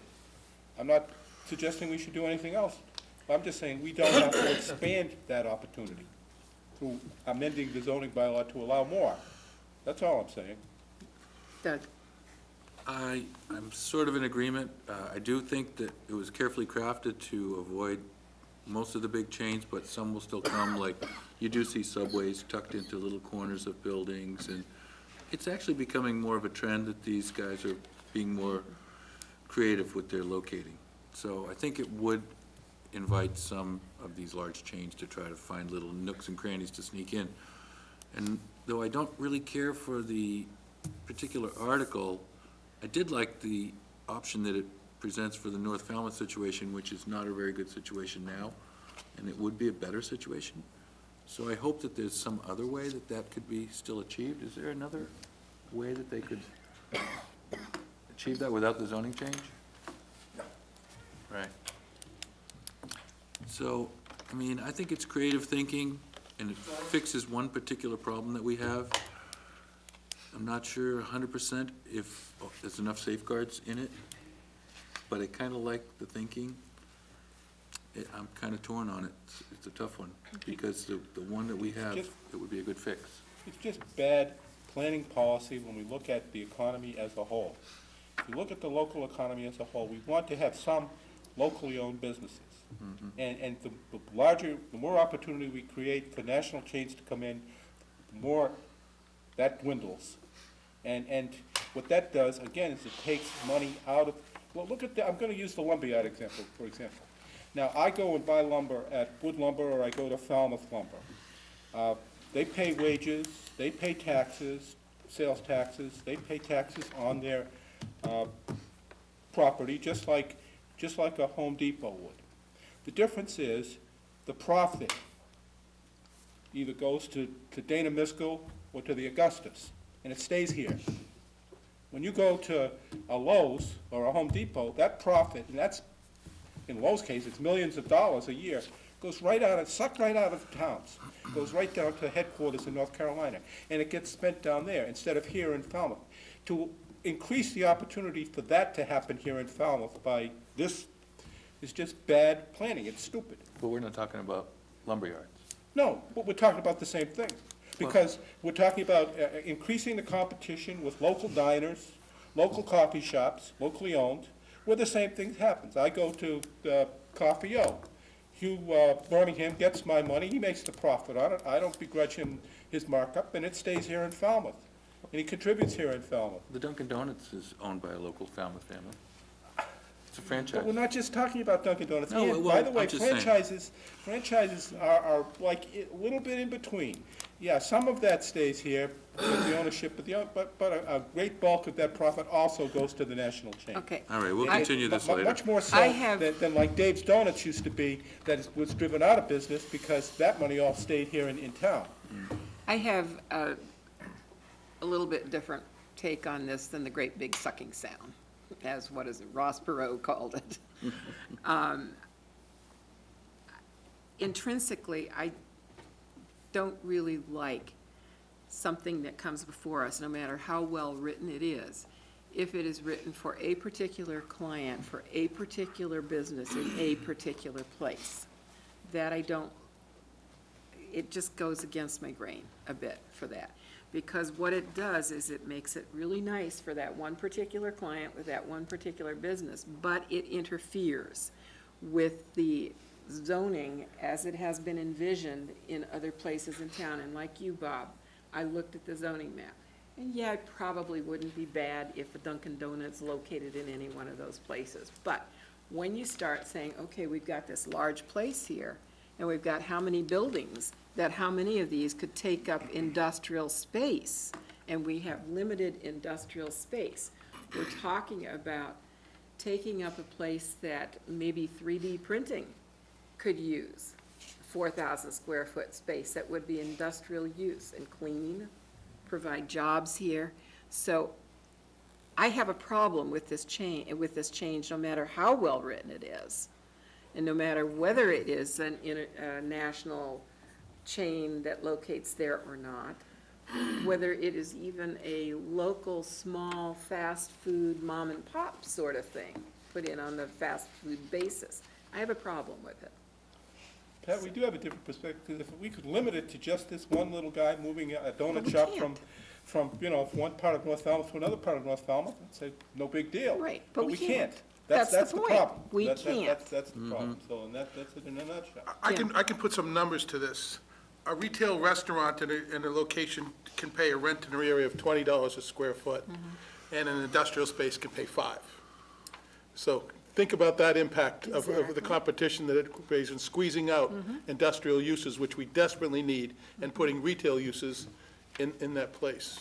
That And puts the dollars and Just cents put the to it. dollars to it, it's a big deal. Ralph? Yeah, well, the only benefit I could see from this would be to possibly reduce the driving that would be required, that is required by people that are in LIA areas to get lunch or breakfast. We didn't hear any testimony from anybody in a light industrial A area that said that that this would benefit them. I don't recall any. And also, if there was a need for that, there are those canteen trucks, and they can service these areas. So, and then, of course, people can bring their own lunch or breakfast or whatever to these areas. So I have to agree that this, I could not vote in favor of this. Okay. Sounds Madam like Chair, may I we're, make a motion, a negative referral? well, it's an IP that we'd want. Oh, an IP, yes. Yeah, okay. And you may make that motion. I move IP. I'll second it. Moved and seconded that we recommend IP of this particular issue to the warrant. All in favor? Aye. I'm convinced. Opposed? Abstain. Okay, so it's 100% IP on this one. Now, we move down to the next one, which is the Courier Road, which is being withdrawn, so that's an automatic IP, but we still need to have a motion to that effect. So moved. Second? Moved and seconded that we recommend IP. All in favor? Aye. Opposed, abstain. The next is the, excuse me, the residential use amnesty, and we have behind it an amendment to it. And I wish you would come and explain it, and then we can carry this forward in our deliberations to our next meeting before we vote on it, because we should give a little bit of thought to it. Madam Chairman, members of the board, my name is Kevin Clower. I'm an attorney here in town. I have made some changes to the proposed language since the last meeting, taking into account comments the board made, hoping to reflect what my understanding the board was looking for, and I spoke with Mr. Curry, and I think these changes captured what it is we were discussing. The biggest change, I think, is we've eliminated this as a one-year amnesty, and this will be put into place into the zoning bylaw. It'll be a rolling date of 20 years. That way, it can still benefit people moving forward, and we're not sitting here 5 years from now looking to do something similar. We think that the safeguards put into place are enough that we're not rewarding poor behavior, but instead looking to find people who have situations that there are no other remedies for under the bylaw, and address that. Additionally, we've required an inspection either by the building department, a licensed architect, or a home inspector, a licensed home inspector, prior to application. That way someone doesn't go through the process and find out that they can't meet the safety requirements that would be required, whether it be egress or any of the other life safety issues that the building inspector might be concerned with. The other very significant change is previously we had said if there were 3 or more units, 1 would be considered affordable. Any additional unit permitted under this bylaw would now be considered affordable. That, I think, is the greatest benefit we can offer to the town. We increase the inventory of affordable housing available here in town, something that I think we all know is a rather dire need. Additionally, we've said that we're limited to the number of units that have been in existence for 20 years. So someone can't come forward and say, well, I have my house and 1 additional unit, but I'd like to have 2 additional units. We've limited to so that it needs to be proven that this number of units has existed, and they would be limited to that number. And we have just further stipulated that there will be no commercial accommodations or summer rentals permitted. This is for year-round housing to benefit the town. This is not to put in an apartment that can be rented out for 2 or 3 weeks at a time. changes, hopefully this is something the board can be behind. I think that there's a benefit to the homeowners and to the town, and I'd be happy to answer any questions you might have. Ralph? Yes. Mr. Clark, I haven't read it yet, but maybe you can tell me. If all the units were to be affordable and deed restricted, who would be, as those units turn over, obviously there's going to be rental because we're not talking about ownership here.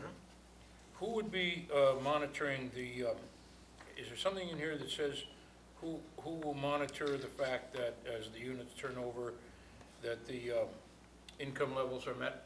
It says that paragraph E2B. E2. B. There are two drafts of it. Both drafts in there. One had more comprehensive language. One just simply stated affordable. One had the further explanation of what constitutes affordable. And I believe, just glancing from where I am, Mr. Herbst, it looks to be on the backside. Okay. E2B. And it's at the last sentence says the property owner shall provide to the Board of Appeals documentation that certifies the income level and rent paid by the tenant on a yearly basis. And that would be a condition of a special permit.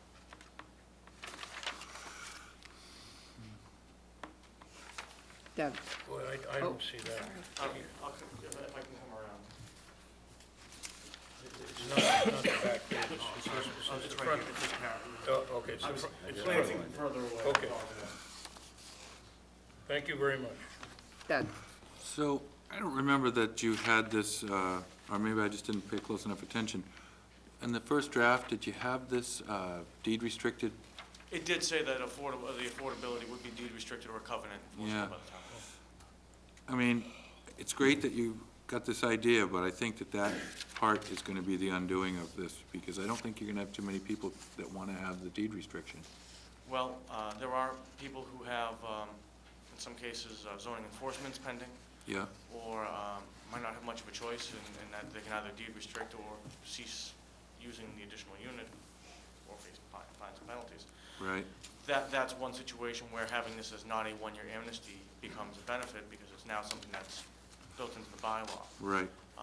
And would provide relief to allow, people, I think in some cases come to rely on this income, and if they couldn't rely on the income, they would be at a bit of a crossroads. Right. I understand the concern with the deed restriction, but I don't see any way that we could say that it's affordable and not give it any teeth. I agree with your position, but I think all you're going to get is the people that are caught, rather than people that want to volunteer to come forward and take care of issues that they may be aware of. One issue that we did discuss briefly at the last hearing was there are situations where some people might be looking to sell properties. And by having the apartments permitted, it does increase the value of the home. And eliminates the issue of having an illegal apartment, trying to sell the illegal apartment, and find someone who's willing to buy an illegal apartment. Right. And so why did you feel that it was the need to make these affordable? To me, that was the benefit to the town. We thought that, there's a benefit to a homeowner, and then there's also a benefit to a town. Right. Okay. It's a give and take. I think you pointed out, too, that a lot of these are affordable. I did. In rent. I think right now, the current one-bedroom rate for affordable housing is $950, which is... Same as market. Which is the same as the market rate, as Mr. Fox points out. And by limiting it to affordable, you're really not taking a financial hit on what you're renting it for. Right. You're constraining yourself in case things change for you and you want to sell the property. It might be more difficult to sell. I would think that, in my experience, doing residential real estate, it would be an easier sell having it permitted legally than trying to find someone who might be. I think it would turn away an awful lot of buyers, knowing that it's a legal apartment versus a legally permitted apartment. Okay. Thank you. Has this been done in any other town that you're aware of? Barnstable had a similar program that passed about 10 years ago. And from what I understand, I did speak with the administrator in Barnstable who oversees that program, and it has gone well there.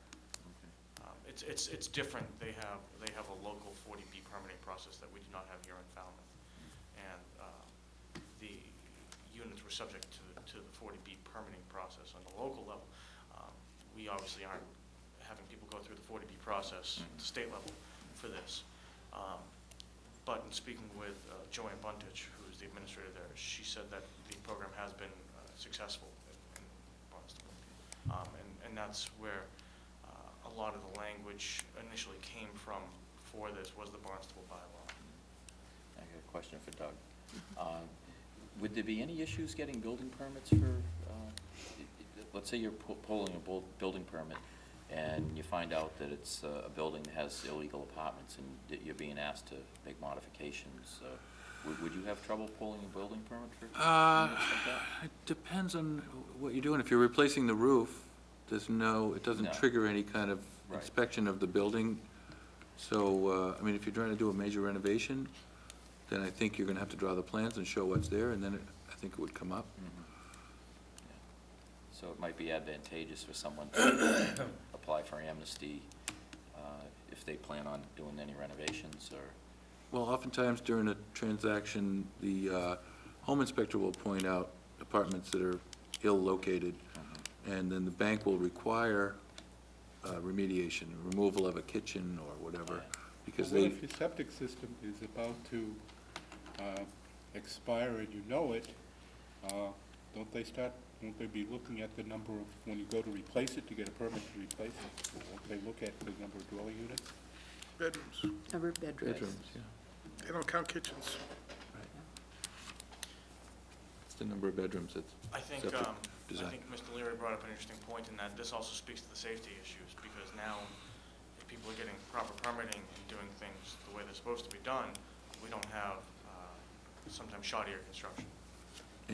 And that's the only reason I was wondering about the affordable thing, because it's a great idea. It would be great to bring a lot more people in and get these dangerous apartments retrofitted and fixed.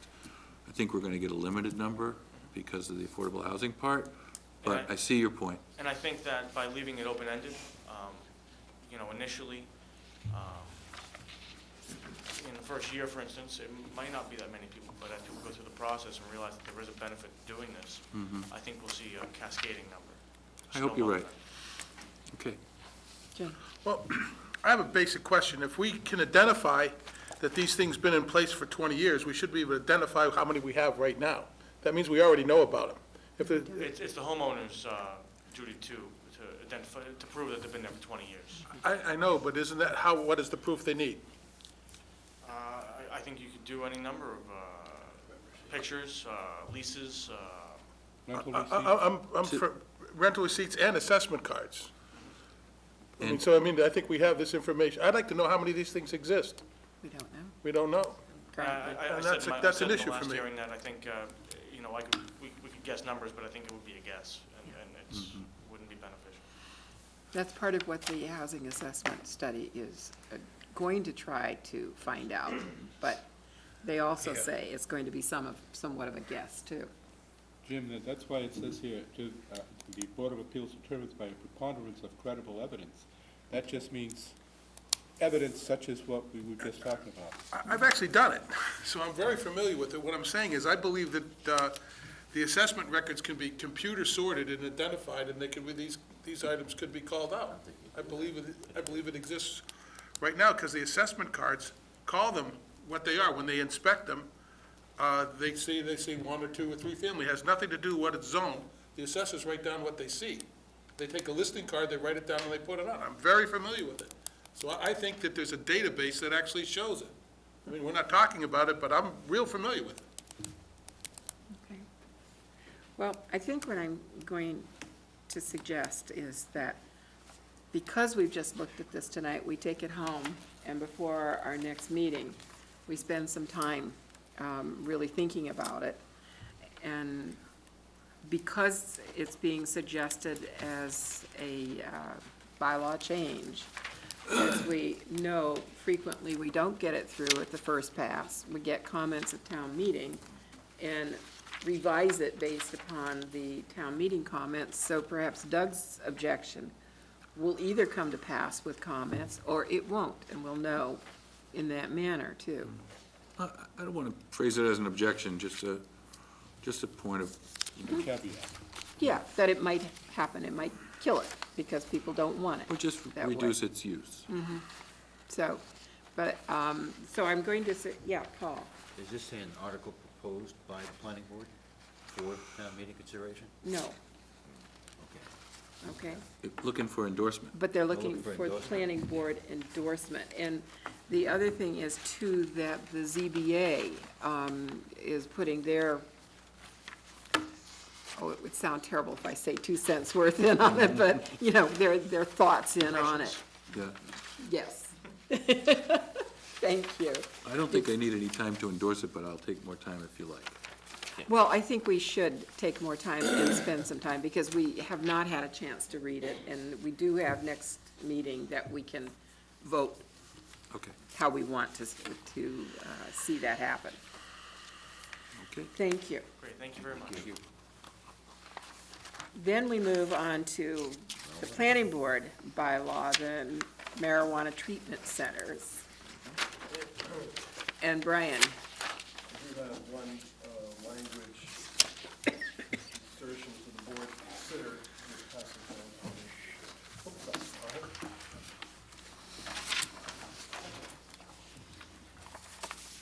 So I'm looking at it today. It's amazing how these things sometimes come up.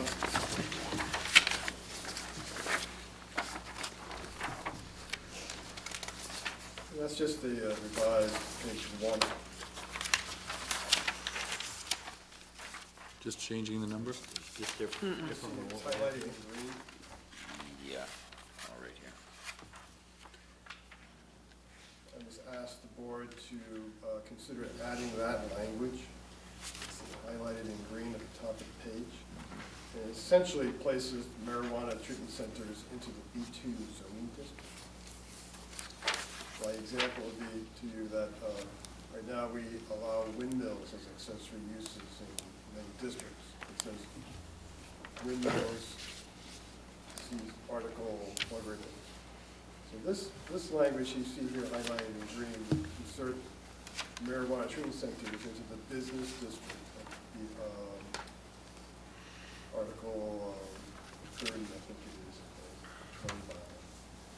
That then references the additional requirements and find in Article 47. I think it's just it's not overkill. I think it's just consistent with what we have in the bylaw today. So I just asked the board to consider inserting that language in that spot to make sure that it's in use listed in the district, which is subject to the requirements of Article 47. So do you need a motion for that change? I only need one motion. If the board wants to incorporate the language you see there in green, that would just be as recommended. Okay, I would move that we recommend it this way. Second. well, We, no, that we recommend it to the warrant as recommended. As recommended, with this recommendation. Okay, Second. been moved and seconded. Does anybody have any question on this, Yeah, Ralph? yeah, Again, Brian, will you explain this why, again, I'm sorry? In the zoning bylaw, you have single residence districts, business districts, public use districts. In those districts, they list uses like single-family homes, public housing for the elderly, windmills, home-based service businesses. So let's just take, for example, in your business district, they would allow windmills and they would allow home-based service businesses. And usually you list it right there in your districts under uses allowed by right or by special permit, and then you reference any additional regulations that you find later in the bylaw. article, as you originally had it for the last 6 months, didn't have that language you see here in green that inserts the use into the body of the bylaw in the business district. And I'm just inserting that language there now, just to make sure it's a listed use as a special permit use of the B2 district, which is then subject to Article 47 and all those additional requirements. If you have a copy of your zoning bylaw in front of you, Yeah. I can point it out to you, so that might be easier for you. Is it simply saying instead of being Article 240-250, it's now going to be Article 240-51? See? No? You're going to be creating a new Article 47. And that will be requirements of a marijuana treatment center, which is a use allowed by special permit in the business to zoning district. Now, if you go to page,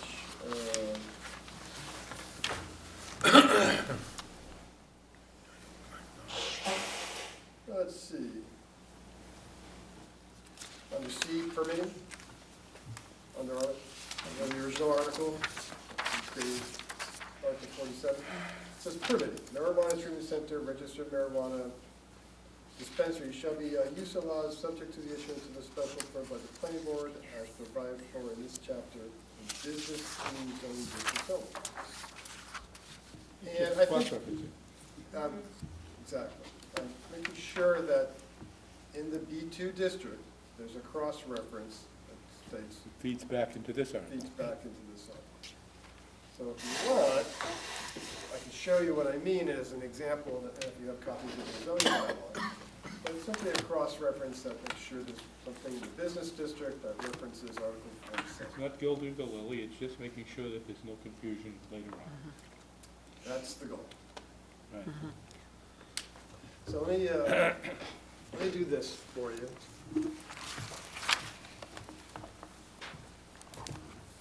No. Copy of the zoning bylaw? Okay.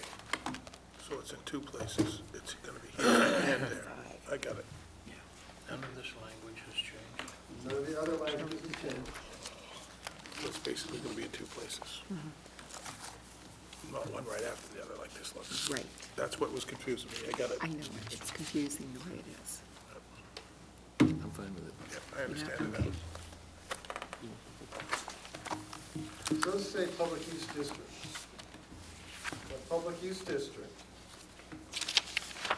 allows a window. It's listed here in the code. Does anybody see that? Yeah, I know, yeah. Okay. And it says window, see Article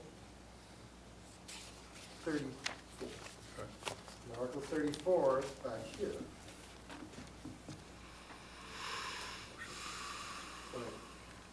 So this is the important part, C Right. article. Right. Okay. So what we're doing, if you go to the business district, Oh, article, which is section 51.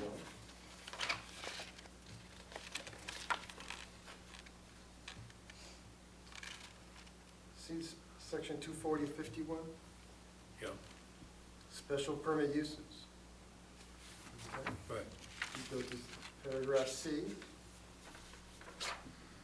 Five, which is in business to districts only. yeah, We're adding five. 5, Got it, okay. subject to Article 47. Okay, got it. Okay, thank you. Okay? I understand. So how does that work practically? Do they just add a page in the zoning book? Okay, now if everybody This goes at understands the end. this, we do have a This goes in the motion middle. on the floor that we recommended to the warrant as recommended in the warrant. Okay, all in favor? Aye. Opposed, abstained. Okay, now, we have a referral, moving on, for Elizabeth Jean Drive for the town acceptance of it. And I would just bless this. I would just ask the board to table this item. The takings plan is not yet ready. Ah, Hopefully we'll see it on March. okay. And then we have correspondence. This is a letter from Julian Suso that we have a copy of to Paul Nizwicki. The subject is request for local technical assistance, the town of Falmouth.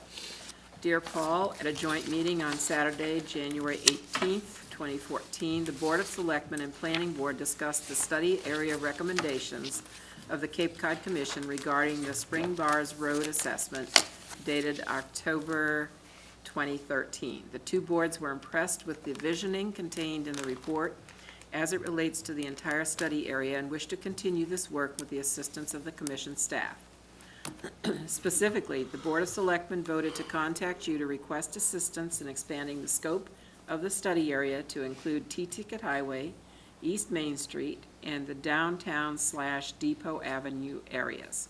The boards are interested in developing the recommendations of the October 2013 report with an eye toward applying the planning concepts to this broader area, including land use linkages, infrastructure improvements, and local bylaw changes. And then just, we'll look forward to meeting with you and hopefully moving forward with this.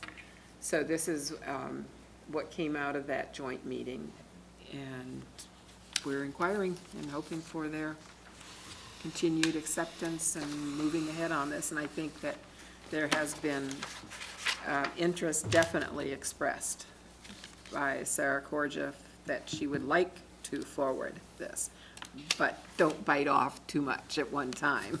So That's a pretty big bite. That's why You're it will going from Depot probably, Street to T-Ticket. it will probably be an incremental sort of thing. And this comes from my discussion with Brian about how to proceed with this huge thing. So, I have a question, is that, can I get a copy of that, or is it? sure, Okay, no then, reason yeah. you couldn't. It's in the planning office, Thank you. okay? Madam Chair, Yes. you brought this subject up earlier, and this lady brought this subject up again, and several times we talked about the scope of work on that project. Is there any update on that, or when we're going to have some input? That would have to, it's still going to have to be worked out. This is the official request. Paul is asking about this, has there been any progress on a scope of work for this project? You want to follow up on that letter to Mr. Nizwicki next week, and put a meeting together and develop train of thought at least for a scope of work, and then, so probably by the end of next month. And next month, we'll have input into the scope of work, is that right? Or you're going to finish the scope of work without our input? We'll probably have a framework to bring back to you. I thought it was interesting, that letter said the area to Depot area. Previously, I think it's a good idea, but previously we were talking only to the green. So I think it's worth continuing to that area, and perhaps even Spring Bars to Depot Avenue. But I was very happy to see her, at least she's talking about the Palmer Avenue. It got expanded at that joint meeting. But that was one of the comments I would have made had we gotten into scope of work. There's some other things we'd like to add to it as well, but let's save that. Thank you. Yeah, I think it will be, hopefully it will be a continuing effort. There seems to be a lot of excitement going forward with this. So we need to move on it. Yep. The last item on here is committee reports, and I believe it was put on here simply because a report should be made to the planning board that we met, the Comprehensive Plan Committee met with Jen McKay and Betsy of the Conservation Commission, thank you. And it was an extremely good meeting. The first meetings are always difficult because it's hard to get across that we really want some visioning done and not in this little box that we're all used to living in with our various committees and the needs of the committees. But we're looking ahead 50 to 100 years. And that was the initial meeting, and we got some interesting comments from the Concom, from the two of them, looking ahead. And also that there are some misconceptions, and Bob brought that up, that, and you could put it better than I can, Bob. Well, we discussed the situation with the rack line and how people have complained. We heard complaints from inn owners and people in the tourist industry tourists have complained about the Bob, rack line. just one second. I use that term, and most of my people that I talked to didn't know what I was talking about when I said the Yeah. rack line. You don't. So why don't you Oh, okay, expand the on rack it? line is the seaweed and the junk along the edge, the very edge of the water. And most people find it fairly disgusting to have to walk through, and so we've heard that complaint from different businesses. And when I brought that up, I asked the question why the beach can't clean that off, and we were told that they can take 90% of it off, and yet 90% of it isn't taken off. So it's I guess probably a funding issue with the beach committee or the DPW or something to that effect. But they kind of felt a little insulted that they were getting blamed for something that they weren't responsible for. And it was an eye-opener for me, because we talked about if we have 10%, where can we put that 10%? We even talked about letting people know why it's left there, and it's for the migrating birds. They need that to feed off of, and all that. And so we could even make it an interpretive type of thing with signage or whatever. So it was good discussion. There's some people that like to go to the beachcomb at the rack line. Right. Yeah, we found hypodermics and things. I have hanging on the wall of my little front porch, a lobster buoy that I expropriated from the rack line at a beach on Prince Edward Island last summer. Don't get caught doing that. But the misconception is I should- that cannot be cleaned off the beaches at all, and that is a misconception. It can, but a certain percentage needs to be left, 10%. 10%, yeah, that's a And that's a very, very small percentage when you think about it, and can be used, as Bob said, as a teaching opportunity. It's good to ask questions. Yes, Yeah, and this is what we're finding when we get together and we break down the barriers of the various committees with, again, prior assumptions. And we break it down and we say, what's out there for the town? How can we better the town in 50 to 100 years? What would you like to see? And don't let anything get in your way. What we're also finding too is when we're meeting with these other boards, that they're welcoming this opportunity. They really, wow, how come nobody's done this before? Yep, Concom said, So- never, we've Yeah. never met. Yeah, so it's been great. A breakthrough that I thought we had, was, for me it was anyways, is, we're hearing talk about, what's gonna happen to the roads along the beaches. And, at first it seemed like we were having a conflict with them and we weren't really going anywhere. Then we just changed the language and said, what we're really talking about is corridors of getting from point A to point B along the shoreline. And they were much more open to that as opposed to putting pavement on beaches. And we were basically found a middle ground with that idea too, that we could still get from along the beaches and travel along corridors with different, if they can find ways. They're just opposed to putting pavement on beaches, and we found kind of a middle ground in a long view that we could see that continuing too. So it was helpful. Yeah. Good. So we found it a very good meeting, and we will continue with that, because we're working with the wetlands, but we're going to probably change that to something like coastal, I'm blocking on the term, resilience. Right. And matters coastal, because wetlands include both freshwater and saltwater, and they're two different things. Right. So we're looking at perhaps breaking that up. So that's a very short, I hope, committee report as to what we're up to. Okay. Good things. It was a really good meeting. Good. So, yeah, done. So the Coastal Pond Management Committee continues to meet every month, and it's always a quorum, it's a good group, and last month they did a presentation on the tentative plans for mooring placement and other considerations for Green Pond, and they gave that presentation at the East Falmouth Village Association semi-annual meeting. It was well-received and well done with a PowerPoint presentation. And they're now preparing to do the same for West Falmouth Harbor. And they'll get that together and go to selectmen and see if selectmen want them to move forward with their planning. And if so, they'll at some point bring it to town meeting and bring it up for discussion. I sat in on my first meeting of the Senior Center Site Selection Committee, so we're looking at that. Seems like a good working group, and we're looking at having something ready in the next few months as far as a feasibility study, and getting that in place so that we can move forward with that. Great. Ralph? Yeah, the Community Preservation Committee will be holding its annual needs assessment in the middle of next month. It'll be on a Thursday evening. And we invite the public to share their thoughts on what the town needs, what the possibilities are, and what the resources are. Okay. Paul? I've attended several of the Water Quality Management Committee meetings, and they've addressing a number of issues. 2 weeks ago, they had a very interesting presentation on the aquaculture progress that was very enlightening, very helpful, and moving very nicely. They're dealing with a couple of other issues, like the barriers, and they had a presentation on that. And this week, they're talking a little bit about betterments and whatnot. It's a very active group, and I'm impressed with their approach to dealing with all these very, very complex issues. It's a good group. Great. Thank you, all of you. Looks like we've got some very interesting things going on here in town.